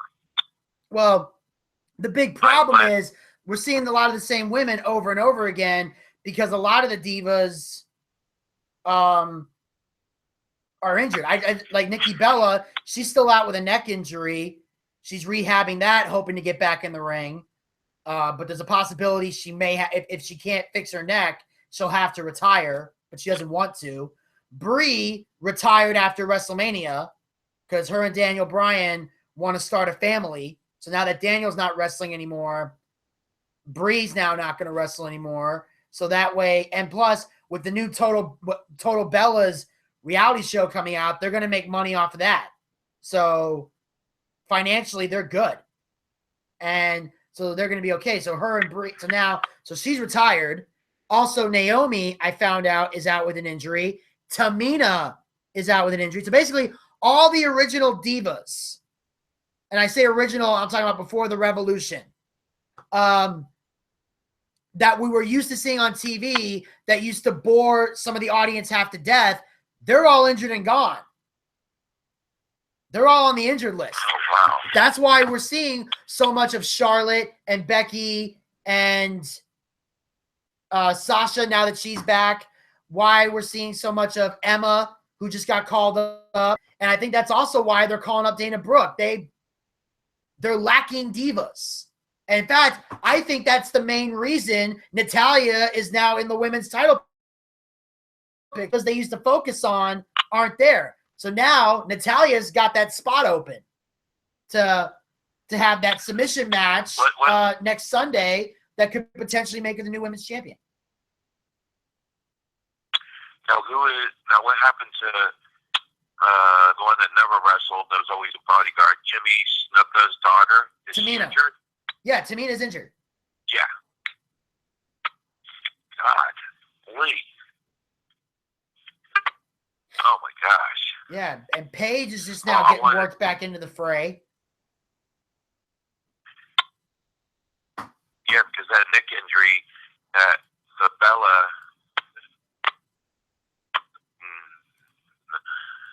has, if it's so bad, then she might have to retire like Daniel Bryan or go way back Edge. Yeah. And that's what in fact, when Total Bellas airs in the fall, one of the major focal points of the story is Nikki's recovery because because what happens is Bree and Daniel move into John Cena's house because Cena and Nikki are living together in a house. Well, Bree and Daniel temporarily move in with them to help Nikki with her recovery because John's constantly on the road. Because, John Cena is – because even though John Cena is on the injured list, he's still not home as often. He's still doing co-hosting jobs for the Today Show. He still does press tours for American Grit. Like, he's also in the gym almost every day because he's trying to so he can rehab and come back. And come Memorial Day, he's going to be back on the road. So because John's constantly going to be on the road, Daniel and Bree are going to be moving in to help Nikki with her recovery. So there's somebody there. And because they're all professional wrestlers, they understand why John is traveling. They're not being there like, why isn't John home more? They're like, they understand why Cena's always on the road because they live that life as well. Right. So they're able to help. They understand it. That's why they're moving in and helping Nikki recover. That's going to be the focal point of the show because Nikki doesn't want to retire. Bree wanted to. Nikki doesn't. If Nikki gets medically cleared to wrestle again, she's coming back to WWE, whether the fans like it or not. But see, the thing is what you would miss then is like twin magic, but yeah, I mean, hey, it wouldn't be the same like it used to be. Like there was two twins. Yeah. Now it would just be one twin. Yeah, but I think Nikki during her reign as Divas champion has established herself as a solo star. And Nikki's always had better, and Nikki's always been, in my opinion, better than Brie. Like Nikki has improved dramatically in the ring. Anyone who doesn't see that is blind. You don't have to be a fan of the Bellas, but to act like they haven't improved is just completely naive. And also, she's great on the mic. Yeah. So she has the ability, if she was she can play a heel very well. A babyface, that I think I'd be intrigued to see what Nikki does as a babyface, but as a heel, she's got that on lockdown. Yeah. Now, let me switch it a little bit. What do you think of the whole deal going on with Adam Rose? This is a popular topic. I knew we'd get into this. Elvis and I were just talking about this yesterday. I've been waiting. I'm one of the guys that I waited to hear all the facts before I start jumping down somebody's throat or going through the whole thing. And there's a lot of things I find intriguing about this Adam Rose story. First of all, the main reason he got arrested, when he got arrested, he was charged. There was two things he was charged with. He was charged with battery, domestic violence, and tampering with and evidence tampering. Those were the two charges brought forth against Adam Rose when this whole incident started. And because he was charged with the battery, domestic violence, when this is basically what happened. Him and his wife were arguing and he grabbed her face. He didn't punch her. He didn't slap her. He didn't kick her. He didn't shove her in a wall. He just simply grabbed her face, which I don't condone. But at the same time, he could have if he really wanted to hurt his wife, he could have gotten a lot more violent. So I don't think he's an evil, violent person, but I do think he did go to a little bit of an extreme, but it could have been worse. All he did was grab her face. He didn't punch her. He didn't kick her. He didn't do nothing. So that's what I find interesting is that That was a misdemeanor charge. Worst thing that would have happened to him, he would have got a slap in the wrist, maybe a day in. He may have spent a night in jail, whatever. But what happened was when his wife grabbed the phone while his wife tried to call 911, and Rose took the phone, and Adam Rose took the phone away from his wife and prevented her from calling the cops, which is a tampering with evidence charge, and that's a felony. So he got in more trouble for taking away the phone than he did for grabbing her face. That's what we can understand here. That was the bigger crime. Which makes no sense to me. Yeah. Basically, he would have gotten less trouble if he let his wife call the cops on him. Yeah, but I would have thought by grabbing her face, I thought that would have been a felony.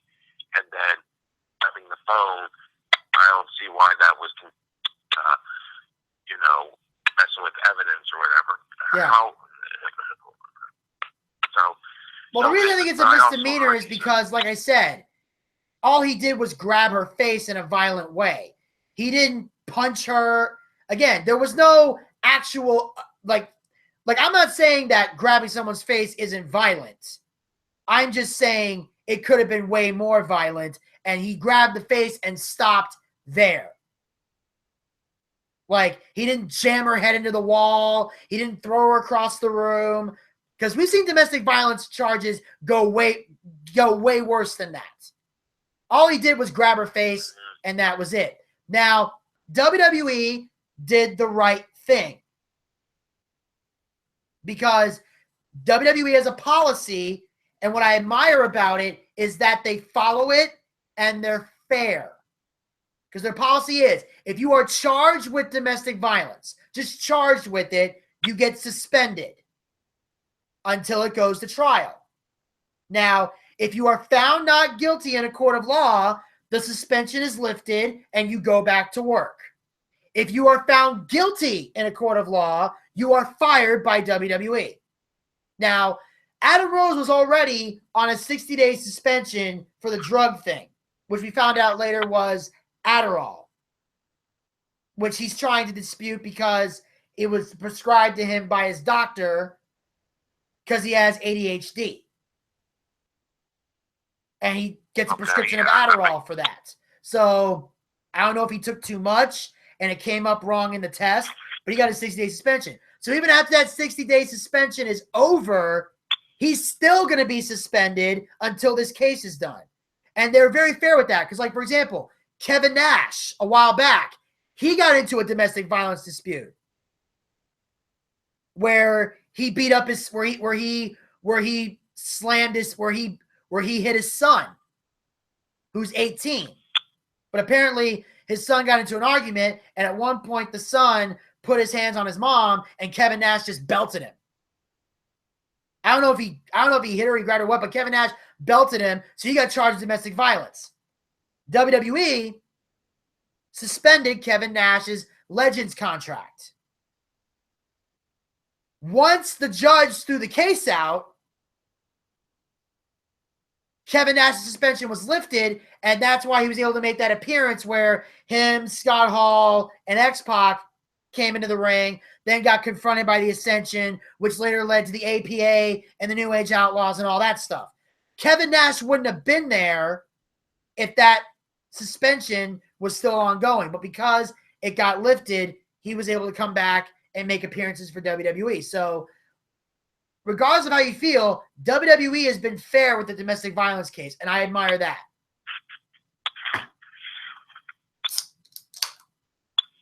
Well, I mean,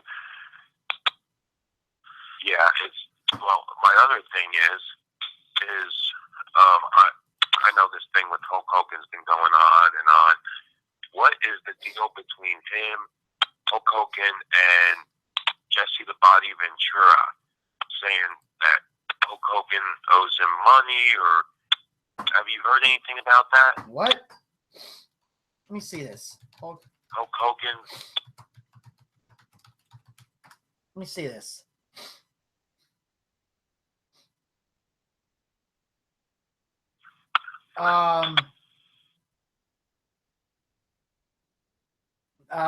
No. Jesse Ventura hasn't said anything about Vince owing him money. I mean, about Hogan owing him money. Basically, Okay. Basically, what happened was Jesse Ventura had a problem with Hulk Hogan years ago. Oh, okay. Basically, what happened was Hogan and Jesse Ventura used to be friends. They were really good friends when they worked together years ago in WWE. And what happened was he had this issue where apparently Hogan ratted him out to Vince McMahon because Jesse Ventura tried to unionize the wrestlers. He wanted to form a union among the wrestlers. And someone apparently ratted him out to Vince McMahon. And Jesse never know who it was. Well, at one point, Jesse Ventura had sued Vince McMahon for royalties, which he won in a court of law. And basically his attorney, because he found out that when you're being questioned, you're allowed to ask any question you want. And if you're under oath, you have to tell the truth. So Jesse, for a little bit of fun, wanted to find out who ratted him out. And he said that, he said, did you hear Mr. Ventura talk about a union? And Vince said, no. He said, well, then how did you know about it? And with no hesitation, Vince said, Hulk Hogan told him. And he said that, Jesse said at the time when he heard it, he didn't show any emotion, but he damn near almost tipped over in his chair because Hogan was his friend. But then he understood why, because when they went to court, he saw at WrestleMania 3, Hulk Hogan got paid more money than all the wrestlers that competed at WrestleMania combined. So why would he want to unionize when he's getting taken care of? And that's the issue Jesse has with Hulk Hogan.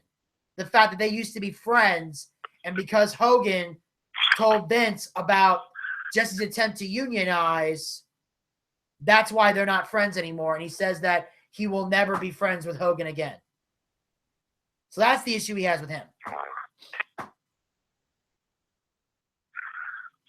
I guess that didn't turn out well. No. But no, he doesn't owe Jesse money. Okay. Now, let me ask you, have you guys come close to finding a place for us?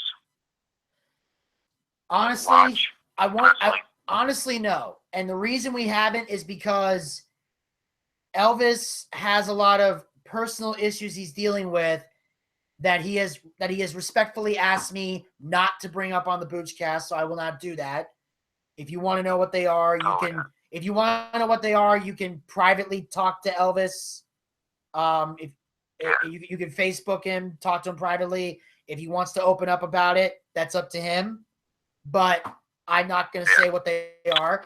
But he's dealing with that, and I've been dealing with, a lot of other, entertainment stuff that I've been dealing with. So right now we haven't really been able to focus on finding a new venue. But once our personal issues get taken care of, we're going to start looking. Now, have you, this is a little bit off, have you heard anything about maybe being part with Larry again? It's something we talked, he talked to me about briefly, but we haven't spoken about it since the last time I talked to him, which was about 2 weeks ago. So we haven't talked anything about it yet, but I'm sure it's going to come up again. He asked me to stay in touch, and he asked me to keep him posted on a Daytime Fighting League. So basically, when the next episode airs that I'm on, I'll definitely let them know about that, and then we'll see how things go. But I do know that from watching the Daytime Fighting League episodes on Adult Swim, I got a lot of fans on there. So if we did decide to team up again, there's definitely a big fan base I would be carrying with me to that show. Well, because like we said before, and I agree with you, you can't work at the Orange Box forever. You can't be 90 years old. Here I am. So what do you do for a living? Well, I've been at the Orange Box for 28 years, and I'm still there. No. But I know you said that before, and I just think that is just not cool, because I think you've done so much. I think it's time, as things come together, I think it's time away from the Orange Box, because you get paid in and you do a good job, but you don't get paid like what a store manager gets paid. Yeah. If you were the store manager, that'd be a different story. But otherwise, you get paid in, and I'm just hoping everything comes together for you, because Adult Swim is working well for you. I hope Larry keeps in contact with you and gets you. You guys get back together, because then the only thing is you can't say, well, oh, okay, well, I'm with you again, I'll work for free. Well, that's not going to work either. Yeah. I mean, like I said before, the first, like, back at Rock 100.5 when I was working for free, that didn't bother me too much, because at the time, he put me on that show when I was pretty much nobody and had nothing. So I understood wanting to do that. It's just that this time around, it's a little bit different, because now I too have a fan base. Now I too have something to bring to the table. And like I said before, I don't expect to make the same amount of money as him. That's not going to happen. But like, if we both got paid for being in radio, Larry is going to make more money than me. And I understand that and have no problems with it. All I'm saying is, like I said before, give him, if his contract is for $200,000 a year for 3 years, and mine is $50,000 a year for 3 years, I'm fine. Give me the $50,000. I'll take it. I don't, or hell, it could be 40. I'll sign. I'm just, as long as I'm getting a steady check in entertainment, I'm fine. 90 seconds. I'd be fine with that. I'm not gonna expect to make the same amount of money. I just would like to make money. And it's not even about the money. It's about the fact that, if I'm making money, I can devote more time to the show, and I don't have to wait, and I don't have to be financially dependent on the Orange Box from hell. So that's really what it's about. Yeah, because right now, the only 60 seconds money is from the Orange Box. Exactly. That's what's paying my bills right now. And that's not really a good enough amount. That's not like, one of these people that have a 9-to-5 job and make 6 figures. Yeah. By all means, it's just like you're just an employee. That's all you are. Yeah. And you only get, and that can only go.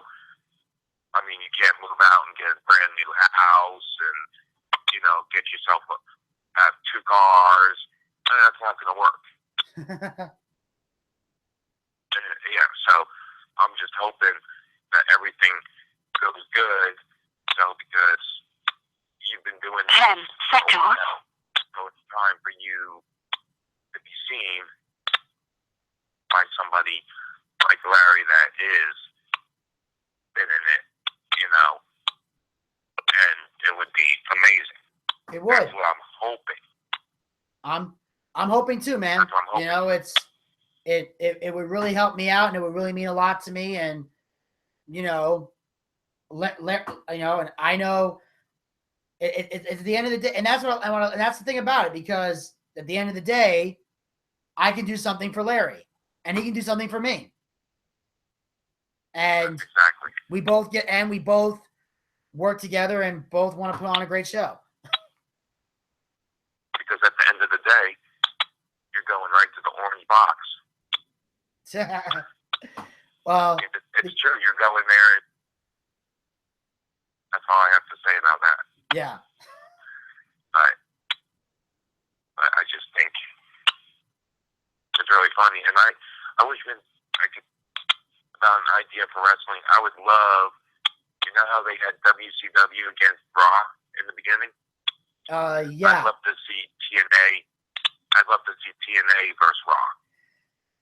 Well, honestly, the only way that's ever going to happen is if Vince McMahon decides to buy or acquire TNA, assuming they're going to sell at any point.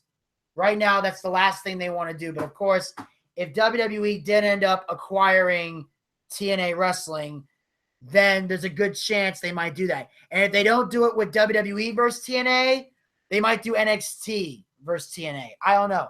But, or if they do decide to do WWE versus TNA, they can call up the TNA wrestler, some of the TNA wrestlers that are already there and bring them on the main roster as part of a TNA invasion, like Austin Aries and Eric Young.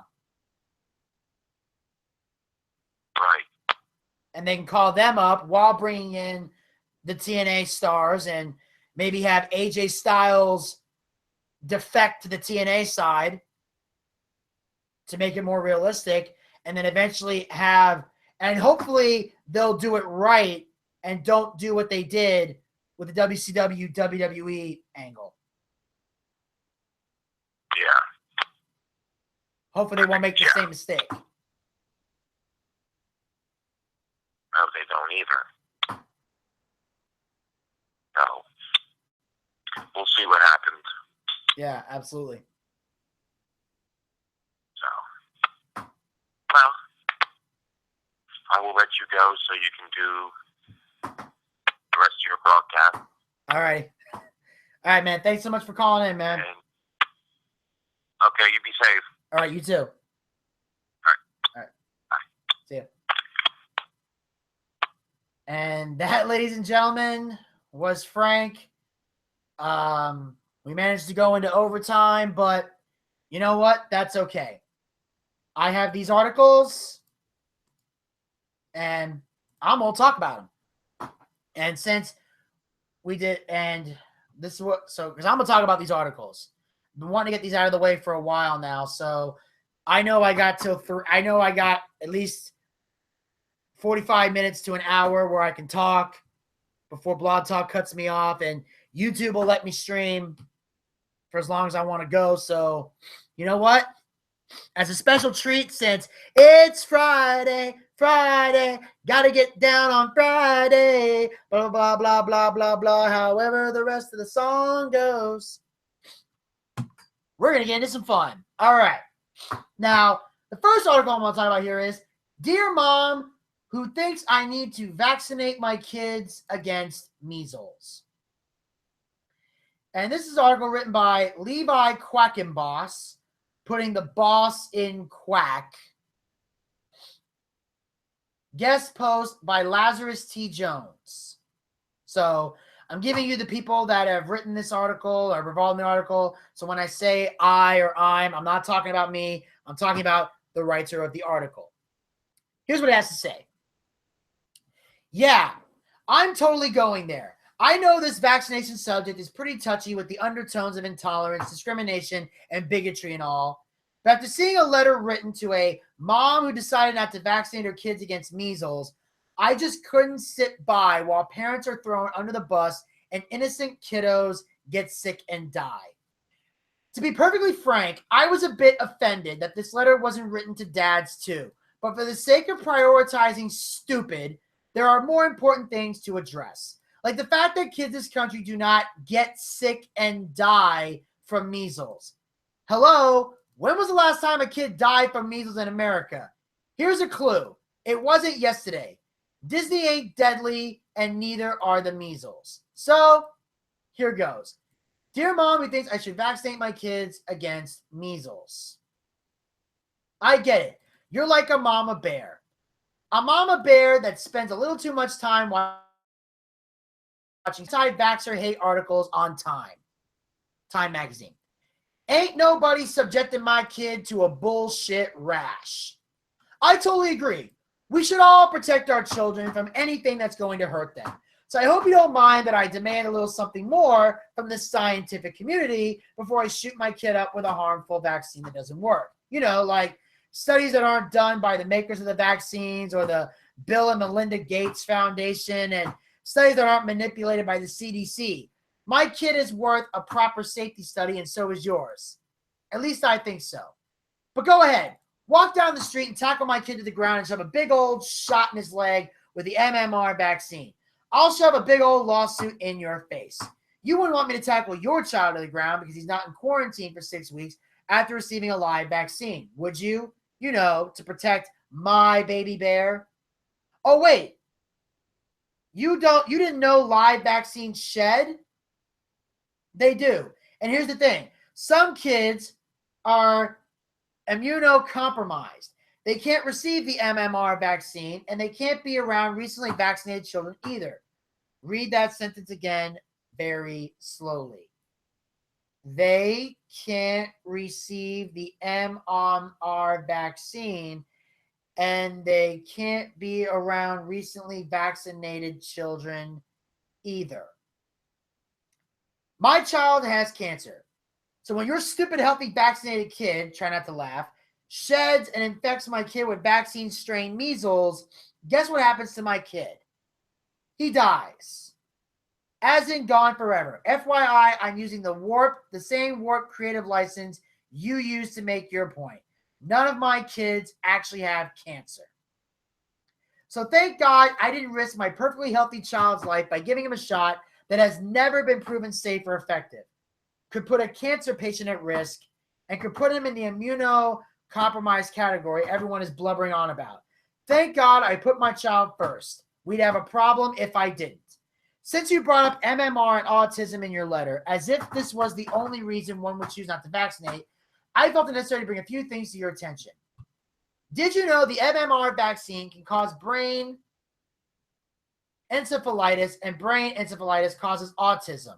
Of course you didn't. You admit that you didn't do your research, and what do all of these parents with vaccine-injured children do? They were just parents who, like you, followed the CDC's vaccination schedule, only end up with neurologically damaged children for life. Actually, they're really space aliens whose kids get paid $1 bajillion to pretend to be autistic. It's all a huge elaborate fraud, except that it's not. The only elaborate fraud is the fact that the CDC manipulated the studies that show vaccines don't cause autism. Dr. Thompson, a senior research scientist at the CDC, admitted it, and no major media outlet picked it up. They're too busy reporting on a rash. But the CDC says there is no causal connection between autism and the MMR vaccine. How convenient. I guess we should all pack up, go home, and vaccinate our kids, said no parent with a functioning brain ever. The CDC says there's a relationship between mitochondrial disease and autism. I'm one of those stupid parents who got their children genetically tested for this mutation when I was deciding whether or not to vaccinate. Page 11 of the insert for the Trapedia vaccine we had as kids lists autism as an adverse reaction. Brain encephalitis, and neurological damage are listed as possible adverse reactions on every single vaccine package insert. I hope you haven't left reading the package inserts up to the professionals too. Children have been awarded money for suffering autism post-vaccine. Scientists and CDC have admitted to manipulating autism studies so that parents won't question the safety of the MMR vaccine. Oh, and then there are thousands of alien parents whose children just woke up one day with autism. While we're talking about the CDC, let's just see what the experts have to say about measles, shall we? Measles is an illness characterized by a generalized rash lasting 3 days, a temperature of 101-degree fever, and cough, coryza, and/or conjunctivitis. You mean it's not a death sentence? No, it's a rash. Do you want to vaccinate your kid and subject them to a neurological damage or death for a rash? I guess it's your choice. The CDC's clinical definition is based off of how measles presents in the office setting. Go ahead. Ask a doctor who has actually seen measles in America. I dare you. Maybe you're thinking I'm being all melodramatic about this. Yeah, kind of. But here's another little thing being used to manipulate parents like you. The CDC says measles can be dangerous, but of course the MMR vaccine is perfectly safe.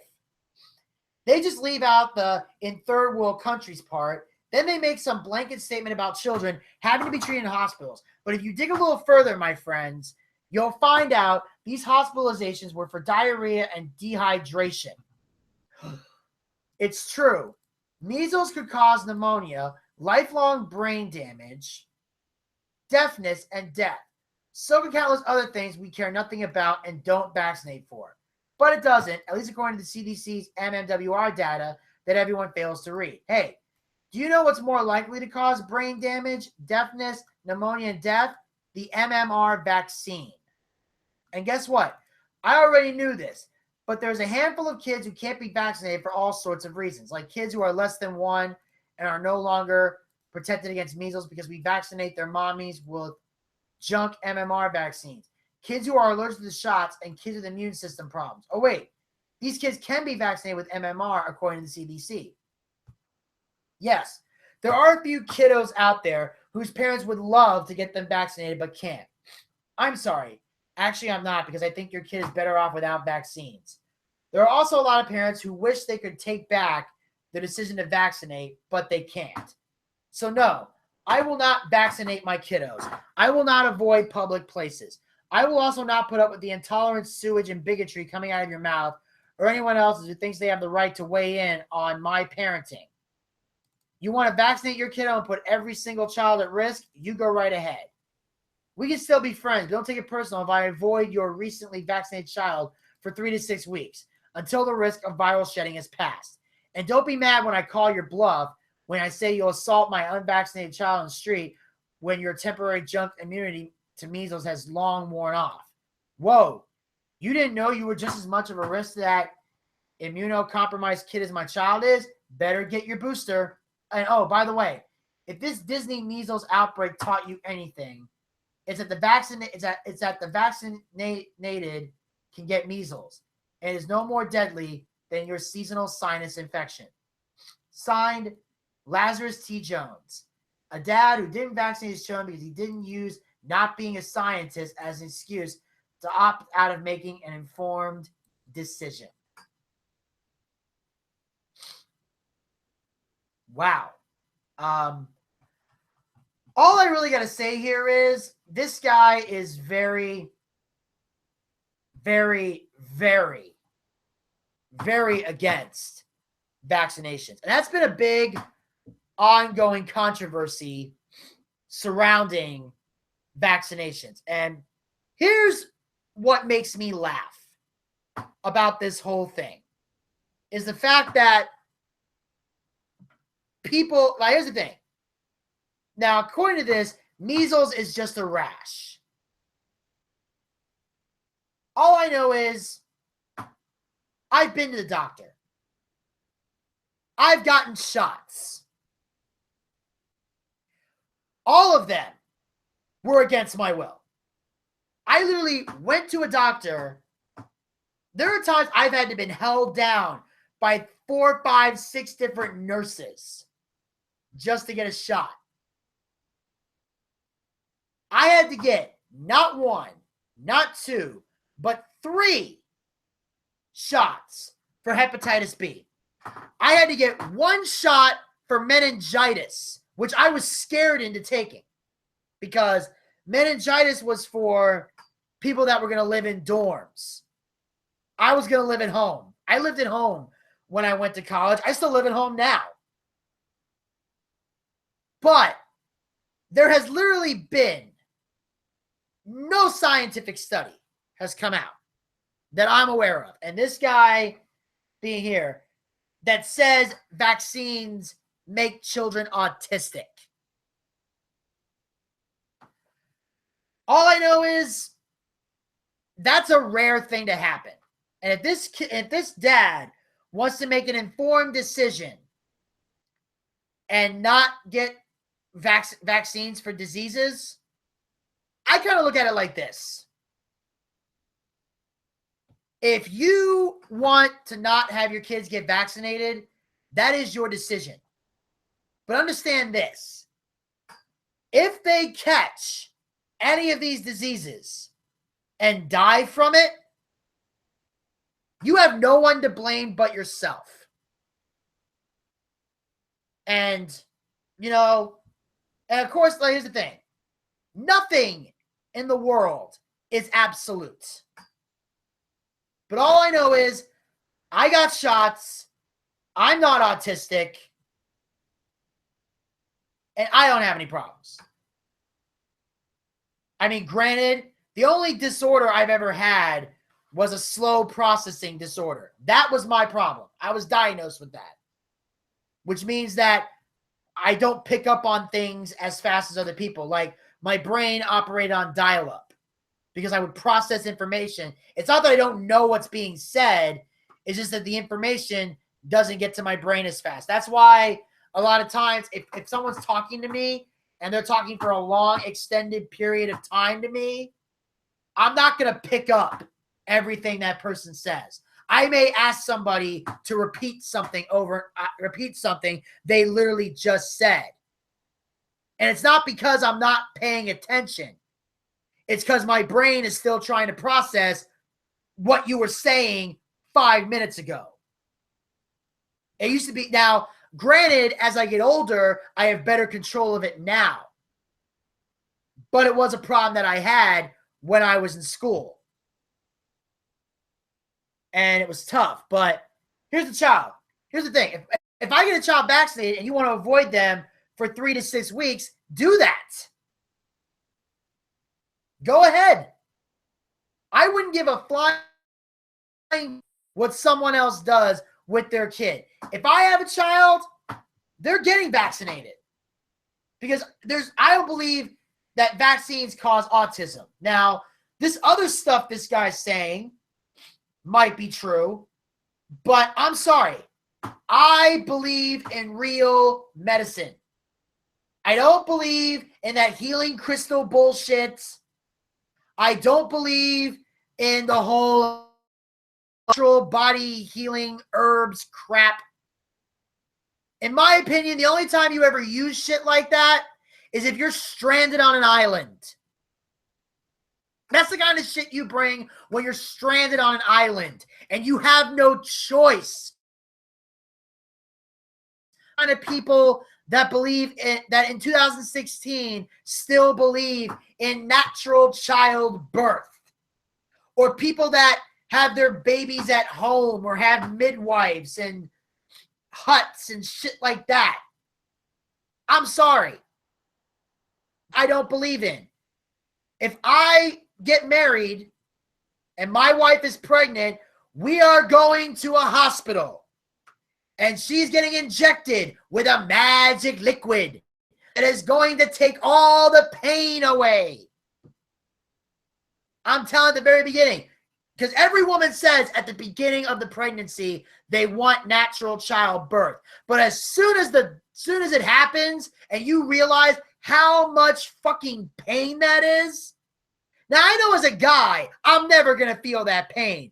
But I've heard enough stories from enough women to know that's fucking painful, especially when anytime you feel pain, you get hurt, they bring up pregnancy as a way to make you feel like a pussy for whatever pain you feel as a man. So yeah, epidural, epigoddamn dural is happening. But yeah, here's the thing. Obviously, there are exceptions to every rule. There's cases of everything happening. There are some vaccines that do wear off because the thing about science is nothing is absolute except for certain things, like 2 + 2 = 4. That's an absolute. 1 + 1 is 2. That's an absolute. But if something changes, they fix it and make it stronger, or they do scientific advances to fix things. And, you know, it's all I know is this. If your child gets a rash and 101-degree fever, depending on how old they are, it could fucking kill them. Hell, you get an adult with a degree fever in the hundreds, and even you got to fight it off. As a child, you're damn near ready to die. That's why they give kids vaccinations, because they're not strong enough to handle that. Now, is there exceptions to every rule? Of course. You might have a child that doesn't do well with immunity shots. My answer is you're in trouble. I hope your son gets a strong immune system. Otherwise, you're going to be putting them in a plastic fucking bubble. Like John Travolta or Jake Gyllenhaal, depending on which immunity movie tends to your generation, whether it's The Boy in the Plastic Bubble starring John Travolta or Bubble Boy with Jake Gyllenhaal. So, you know, the vaccinated, you know, I don't believe that vaccines are deadly. I'm drawing a line right there. And, you know, I'm sorry. I'm one of those guys that I do believe in getting vaccinated because I got vaccinated. Granted, I didn't want to, but it worked. It worked. They even show you in science classes. In fact, there's a Magic School Bus parody on College Humor. I wish I had the audio for it, but in all honesty, I didn't expect to even get to this today. I'll probably play it at a later date. But where they explain to you that that's what they do. They fight diseases. They prevent your body from having those diseases. And if anything, it saves you money in hospital bills in the long run. Because, you know, but like I said, this is mostly for measles, but if you're thinking for 1 second that vaccines aren't going to protect you from hepatitis or meningitis or the major fucking diseases, I disagree. I think vaccines do help. I think there's exceptions to every rule, but I would rather take a gamble with a vaccine than take a gamble with a disease. Especially if that disease has no cure. But that's his opinion. I have mine. I say side with whoever you want. Do whatever you want in terms of taking care of your kids. And on that note, I'm going to move on to the next one here. This one is a very interesting article right here. This says, a glass of red wine is the equivalent to an hour at the gym, says new study. And I actually have a clip of that, and I'm going to play it right now for all of you. Here is what's now been dubbed the red wine workouts.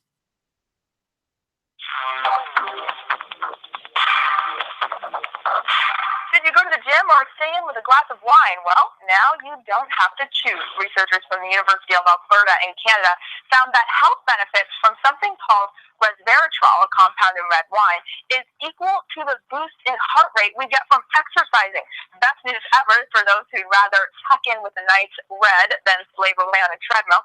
A lead researcher of the study said the findings could also help those unable to exercise. They said, quote, resveratrol could mimic exercise for them or improve the benefits of the modest amount of exercise that they can do.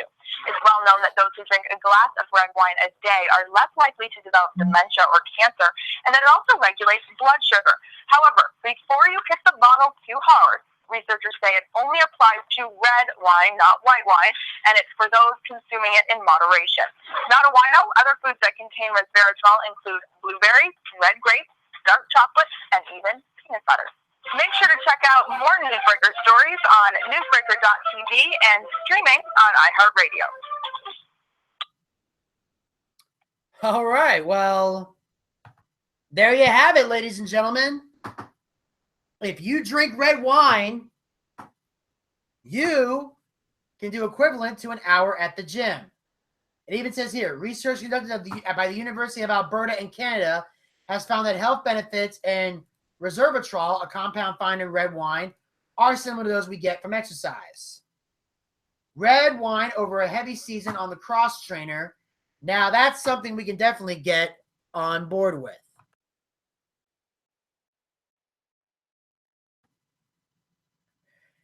According to lead researcher Jason Dyck, or Dyke, I don't know how it's pronounced, it's D-Y-C-K, these findings will particularly help those who are unable to exercise.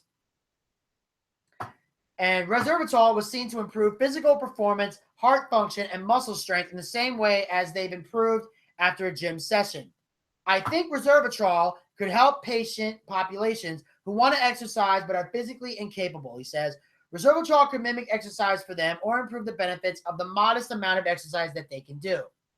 Discussion over the health benefits of red wine have been well documented. Studies have revealed that those who drink a glass of red wine a day are less likely to develop dementia or cancer, that it's good for your heart, anti-aging, and can regulate blood sugar. And now there's research backing the fact that it boosts heart rate. This is literally the best thing ever. Though let's be straight here. This is all in moderation. It only applies to red wine, and the university study was carried out on rats, not humans.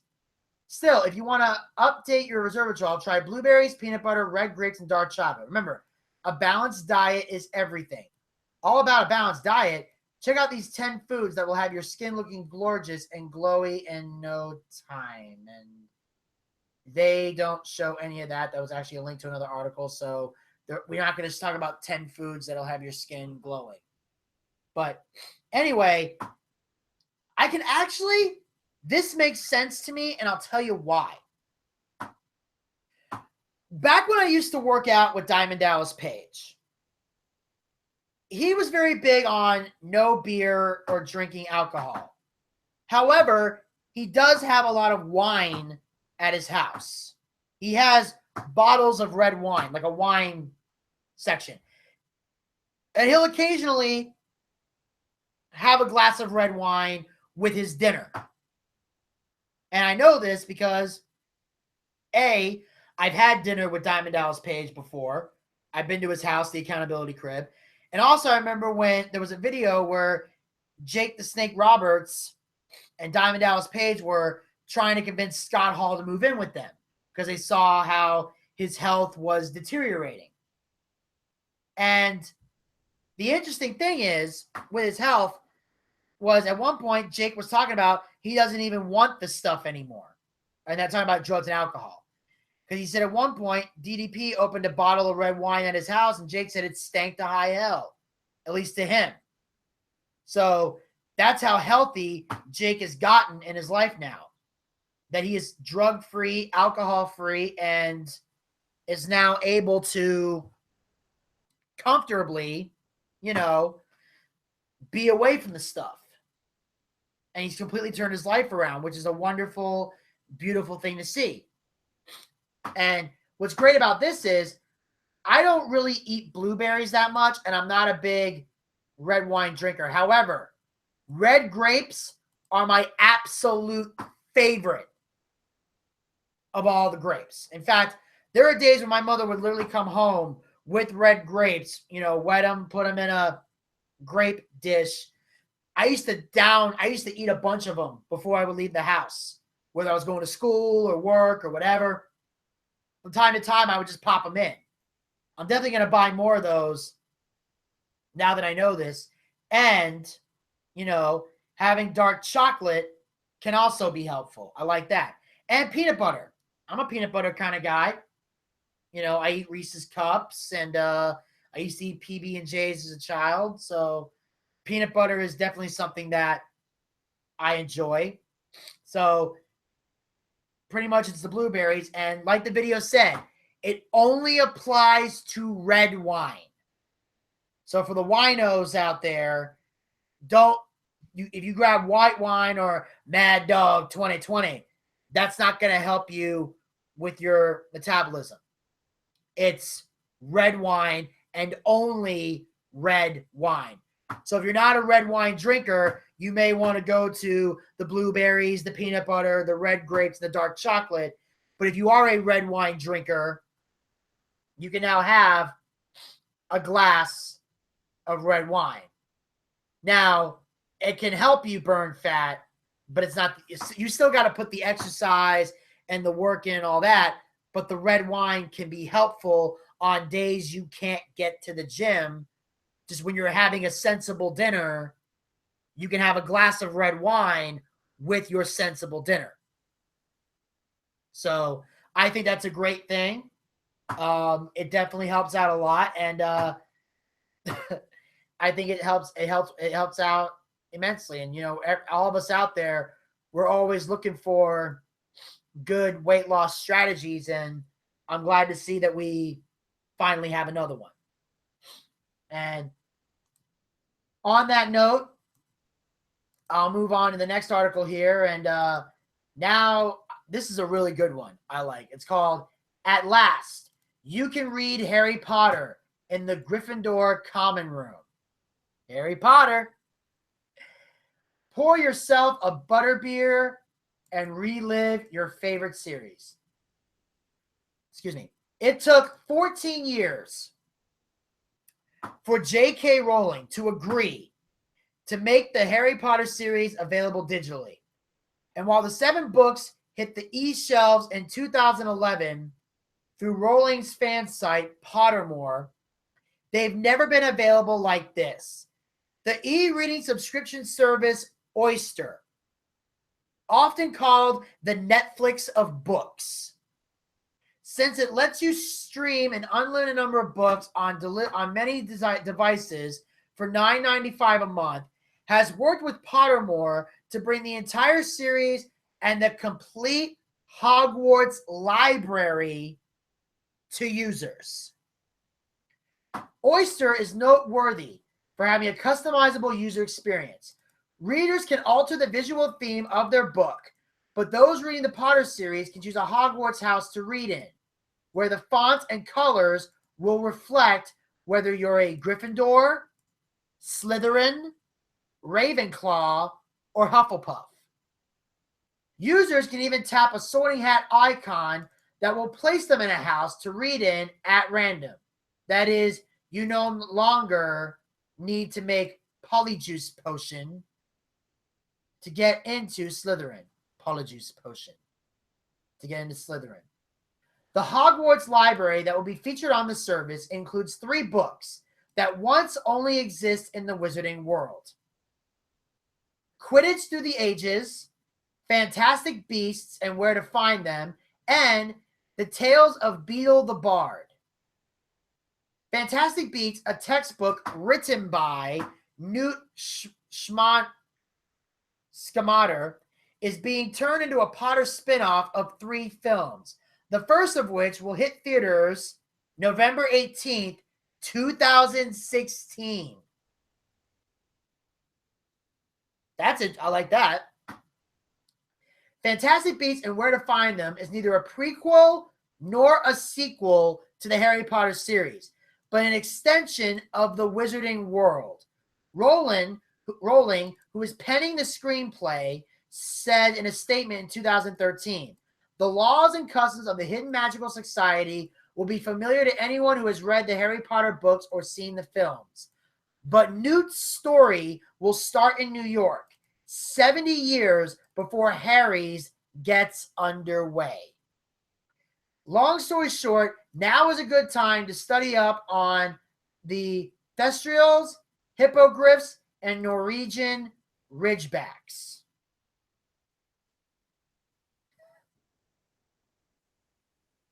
That is awesome.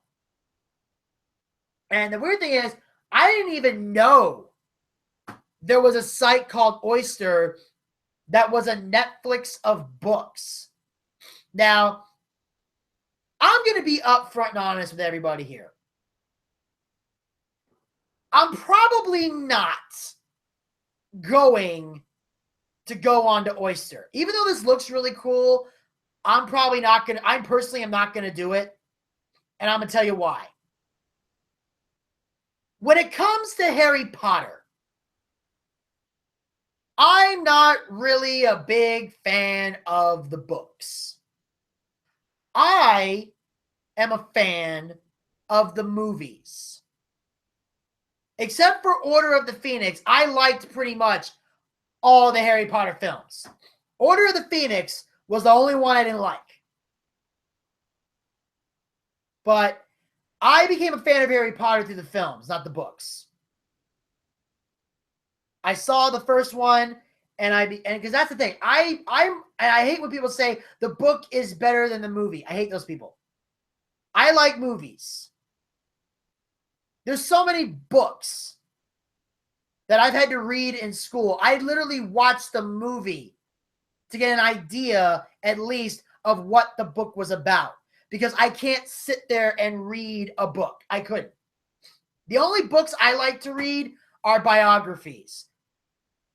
So maybe, just maybe, if Oysters has biographies of like wrestlers or comedians or people I'm interested in, I would probably get an Oyster subscription to read those, so I don't necessarily have to go to Barnes and Noble. Or if I ever get a chance to interview a celebrity, either here on the BOOCHCAST or if I ever get back on terrestrial radio again, I would probably use that site to find the book. Or I might just get my mom to find it for me since she works for the cottage school and, you know, gets books through Barnes and Noble on the cottage school dime to bring in to school, but whatever. My point is, I use, you know, I would probably do that to read a book. I'm not, but I think that if you're a student in school, this is the perfect site for you. Because when you're in school, you'd be reading books. In fact, like I said before, if Oyster is still in business, if I ever have kids and Oyster's still in business, I would pay for the Oyster subscription just to help my son or daughter find the book to read for school. I would probably do that just so they could digitally look at the book and it could help them find it. So I think it's a great site. But speaking of Harry Potter, I gotta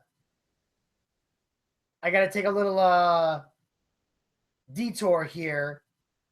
I gotta find this one thing that I found on Facebook. I'm waiting for it to load right now. Let me see if I still have it. Yes. This is some interesting information that I found here. Is that there is going to be another Harry Potter book. And it says here, there's going to be a new Harry Potter book, finally. It's actually a script of the play premiering soon in London. Harry Potter and the Cursed Child Parts 1 and 2 is set 19 years after Deathly Hallows and is about Harry and his son dealing with their legacy. The book will come out on July 31st, a day after the play premieres. It's been 9 years since the final Potter book, and fans are hyped. Is anyone else in tears of absolute joy about J.K. Rowling publishing The Cursed Child into a book? I can't contain myself. Hashtag Harry Potter. There's a new hashtag Harry Potter book. This is me being cool, calm, and collected, but really I might die, like actually die. All I can say to this shameless attempt at cashing on hashtag Harry Potter is, take my money, take it all. I love that. I love the fact that there's a new book. It involves Harry Potter's kids, and it's The Cursed Child, which probably means that when the demons of Harry Potter's past come back to haunt him, the child is probably going to have to fight the battle. But like I said, as excited I am for the book to come out, I don't read the books. So my excitement stems from the fact that if this book becomes successful, and from what I'm reading, it's going to, I want to know, are they going to make into a Harry Potter movie? Are they going to do it? Will they make part 1 into a movie and then part 2 the next time, like they did with the Deathly Hallows? I want to know if they are going to do this. Because I can tell you right now, I will state unequivocally here on the BOOCHCAST, if Harry Potter and the Cursed Child becomes a film, I'm going to the movies and I'm seeing it. Especially if the original cast comes back. Now, obviously, we need the original cast. If you're going to bring in Harry, it has to be Daniel Radcliffe, Rupert, whatever his last name is, and Emma Watson. The original cast has to come back. They have to. You got to have Harry Potter, Ron Weasley, and Hermione Granger. They got to come back and reprise their original roles. They've got to. They've got to. They've got to. They've got to. Now, that being said, obviously, if it's going to be 19 years, and because his son is going to school, Albus Severus Potter, obviously, there's going to be a new cast of characters for the children. And I understand that. I'm talking about for the adults, you got to have the original cast. Obviously, it's not going to revolve around them. It's going to be about Harry and his child. So naturally, Daniel Radcliffe is going to be a focal point of the show, as will the adults as well. But the original cast has to come back, combined with the new cast, to make this film work if it becomes a film. And I see no reason why it wouldn't be, because J.K. Rowling would have to be a fool not to want to cash in on that. Hell, she's already cashing in on a completely different spinoff. Like, J.K. Rowling has now pretty much accepted the fact that Harry Potter is going to be her life. She can write other books if she wants to, and people who just genuinely love J.K. Rowling will buy them. But she knows anything Harry Potter related that she puts out, the mainstream is going to eat it up. And even though J.K. Rowling is already the richest woman in England, she's got more money than the Queen, still, you know, it's all about the passion. Because financially, she don't have to do this anymore. But she wants to. Because she wants to keep her fan base going. She knows fans are loving it. And until the day finally comes where they don't love it, she'll continue to do it until people no longer want it, in which case she'll stay at home, probably put out some random books about other topics, and rest on her millions, provided she's smart with her finances. And in other news, let me see here. We got not okay. School shames girl for wearing a perfectly awesome dress to the dance. It says here, I'm no stranger to strict dress codes. I grew up in a small Alabama town and went to a small religious school where girls are not allowed to wear shorts, tank tops, or anything other than a dress on Wednesdays. It seemed normal at the time, and the school has long since abandoned its girls can't wear shorts rule. But the point is, they recognize the archaic dress code has been unnecessary, sexist, and impractical. Unfortunately, not everyone has followed suit. Schools all over the country still sporadically make the news when they ban girls from wearing perfectly reasonable clothing to school functions. The rationalization is always the same. It might cause boys to think impure thoughts. Impure thoughts. Seriously, that bums us out. Last weekend, Utah high school student Gabby Finlayson was asked during a school dance to wear a coat over her dress for the entire duration of the dance. Why? Her dress was showing too much shoulder. According to reports, somehow my shoulders are sexualized. Finlayson told KUTV News, like it's my responsibility to make sure the boys' thoughts are not unclean. Finlayson was excited about the dress she bought for the dance and found it while on a trip to Paris. She loved it because it reminded her of the classic elegant style of her idol, Audrey Hepburn. There's nothing offensive about this dress. And Finlayson says there's no way it breaks the school's dress code, which states formals, backless dresses, and/or tops may not extend beyond the bottom of the shoulder blades.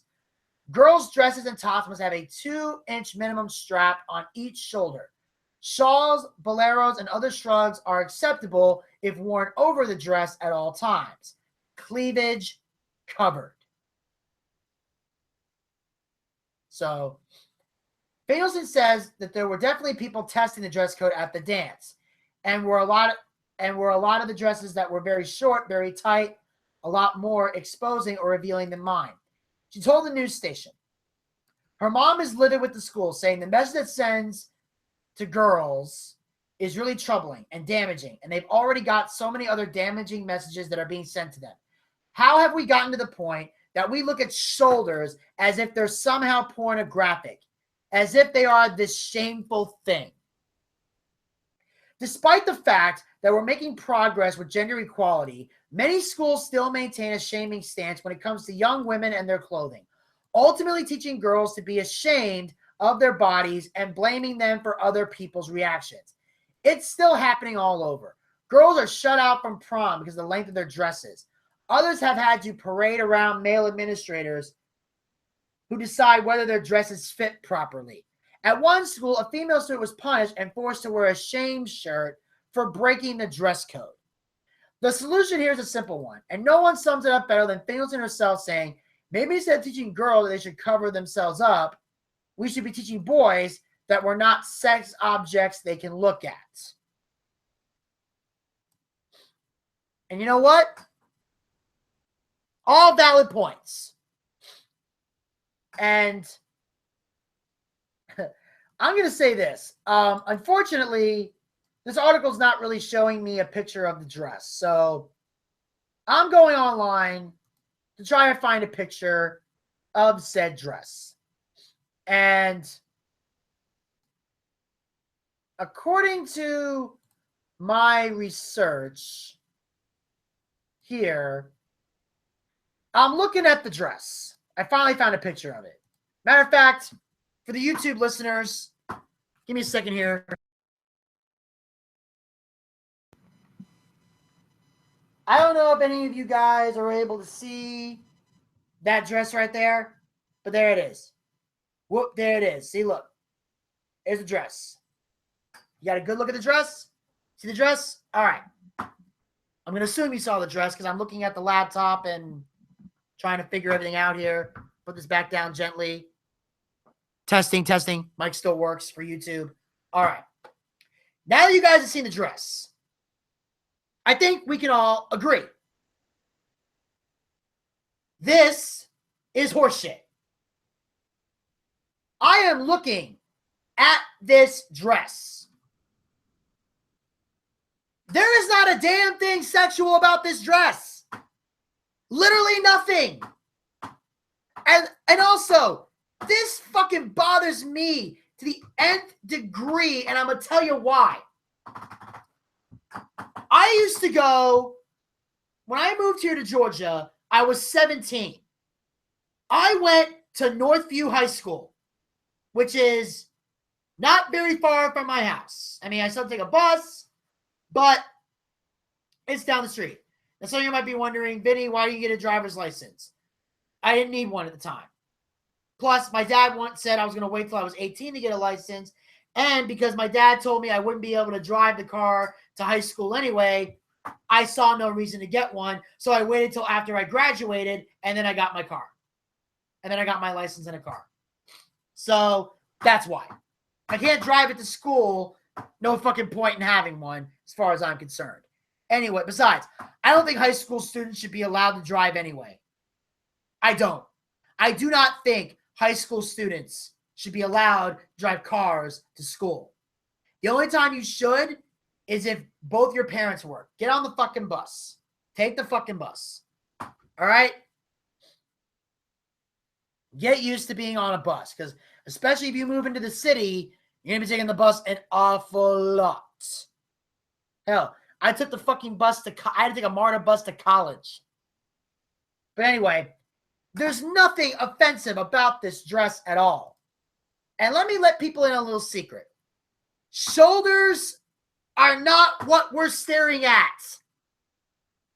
And again, in Northview, I saw a girl get sent home for showing her belly button. I saw a girl walk into school. She was normally clothed. All she had was this. Now, granted, I know if you're watching this on YouTube, this belly button kind of looks like a monster's asshole. I'm sorry. I know this doesn't look very good. But I'm just saying, she's a lot skinnier than me. But her belly button was showing, and that was it. Do you know what they did? They sent her home for that. One time someone broke the dress code. They put them in the principal's office and made their parents drive to the house. Drive to the school with appropriate clothing. Because they want people to a certain way, because they want to lead to impure thoughts. Okay, here's the thing. Here's how I feel. First of all, I think school dress codes are garbage. Always have, always will. I believe you should be allowed to dress any way you fucking want. As long as you're sitting in class and you're paying attention and you're doing your homework, it doesn't fucking matter. Because I'm going to let you in on a little secret to adults and uptight parents out there, and even to women. They said we shouldn't be stared at as sex objects. Straight heterosexual men will always stare at you like a sex object. We'll treat you like a person if we really like you. But when you walk by, impure thoughts happen no matter how you dress. You can be in the most conservative outfit you can find. We will still picture you naked. The only way you can prevent yourself from not being viewed as a sex object is to make yourself ugly. That's the only way. Shave your head, gain weight. That's the only way you are going to get men to not think sexual thoughts about you, is to make yourself look ugly. But if you leave the house in the morning, if you're putting on makeup, if you're wearing any kind of normal outfit, if you keep your body in shape, guys are going to think sexually about you. It's what we do. Once we hit puberty, that's all we think about. It's not something we plan. We just fucking do. We just do. Because we are attracted to women. We get a sex drive. Do you know why we have this? For procreation. That's the original reason. It's built in us so that we will have the urge to have sex, to reproduce and make babies, to keep the population going. It's a natural, primal, caveman instinct. But it's because we've evolved as a human species that we learn to control it.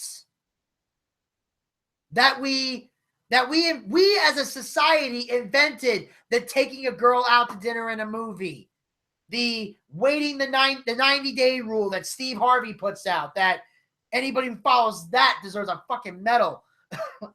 And it's just, those are things that we've done to treat the woman with respect and to earn the right to have sex with her. We created all this.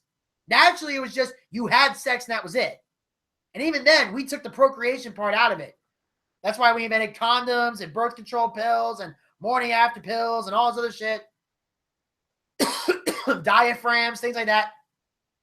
To prevent pregnancy until we're ready to make that step. So, bottom line is, no matter how you dress, impure thoughts are going to happen. But my philosophy has always been this with a dress code. As long as women, as long as the tits and the vagina are covered, that's all that should matter. I don't care if it shouldn't matter if you're exposing your shoulders or your belly button or an arm or a leg, or if you're wearing really short shorts. As long as I can't see the tits, the vagina, or the ass, you're fine. Now, if you walk in and the shorts are so short, you're practically wearing a thong, then yes, you shouldn't have to wear those to school. I might sound a little hypocritical, because I know if I was a father, I wouldn't send my daughter to school like that. No father would or should. I'm just saying that women, you got to have to accept the fact that guys are going to view you as sex objects. Every guy is. All you have to do is use your brain, rationalize, and find the guy that's going to see you as more than just a sex object. Don't find a guy that isn't going to see you as a sex object. Because if a guy walks up to you and doesn't see you as a sex object, he's gay. The only man who's not going to view you as a sex object is a gay man. That's it. Every straight man will see you as a sex object. But the one who truly loves you and wants to marry you and wants to be the father of your children and wants you to be the mother of his, that's the guy who's going to see you as more than just a sex object. But he's still going to view you as a sex object because that's what's going to attract him to you in the first place. That's what's going to attract him in the first place. Then he sits down, gets to know the real you, and decides from there whether he wants to move forward with a relationship or just hit it and quit it. That's what's going to happen. Your personality is what gets you married. But sex, you can get anytime you want as a woman, because every guy does that. But I want to get back to the original point before I wrap up and say what the school did to her was unjust. Her dress was perfectly acceptable for a casual function, and Utah should be ashamed of themselves. All right. That, ladies and gentlemen, will wrap up this episode of the BOOCHCAST for today. I want to thank everybody so much for tuning in live. I want to thank everybody listening in the archives. I'll be back on Monday at 12 p.m. Eastern, 9 a.m. West Coast time, with another fun-filled, action-packed episode of the BOOCHCAST. We'll have the Battle of the Shits, Gator Ricky Ross versus Kevin Dunn at 1 p.m. on Monday. Until next time, this is Vinny Bucci, a.k.a. The Booch, saying keep on living life and take care. This has been the BOOCHCAST. We'll talk to you guys on Monday right here on Blog Talk Radio and YouTube.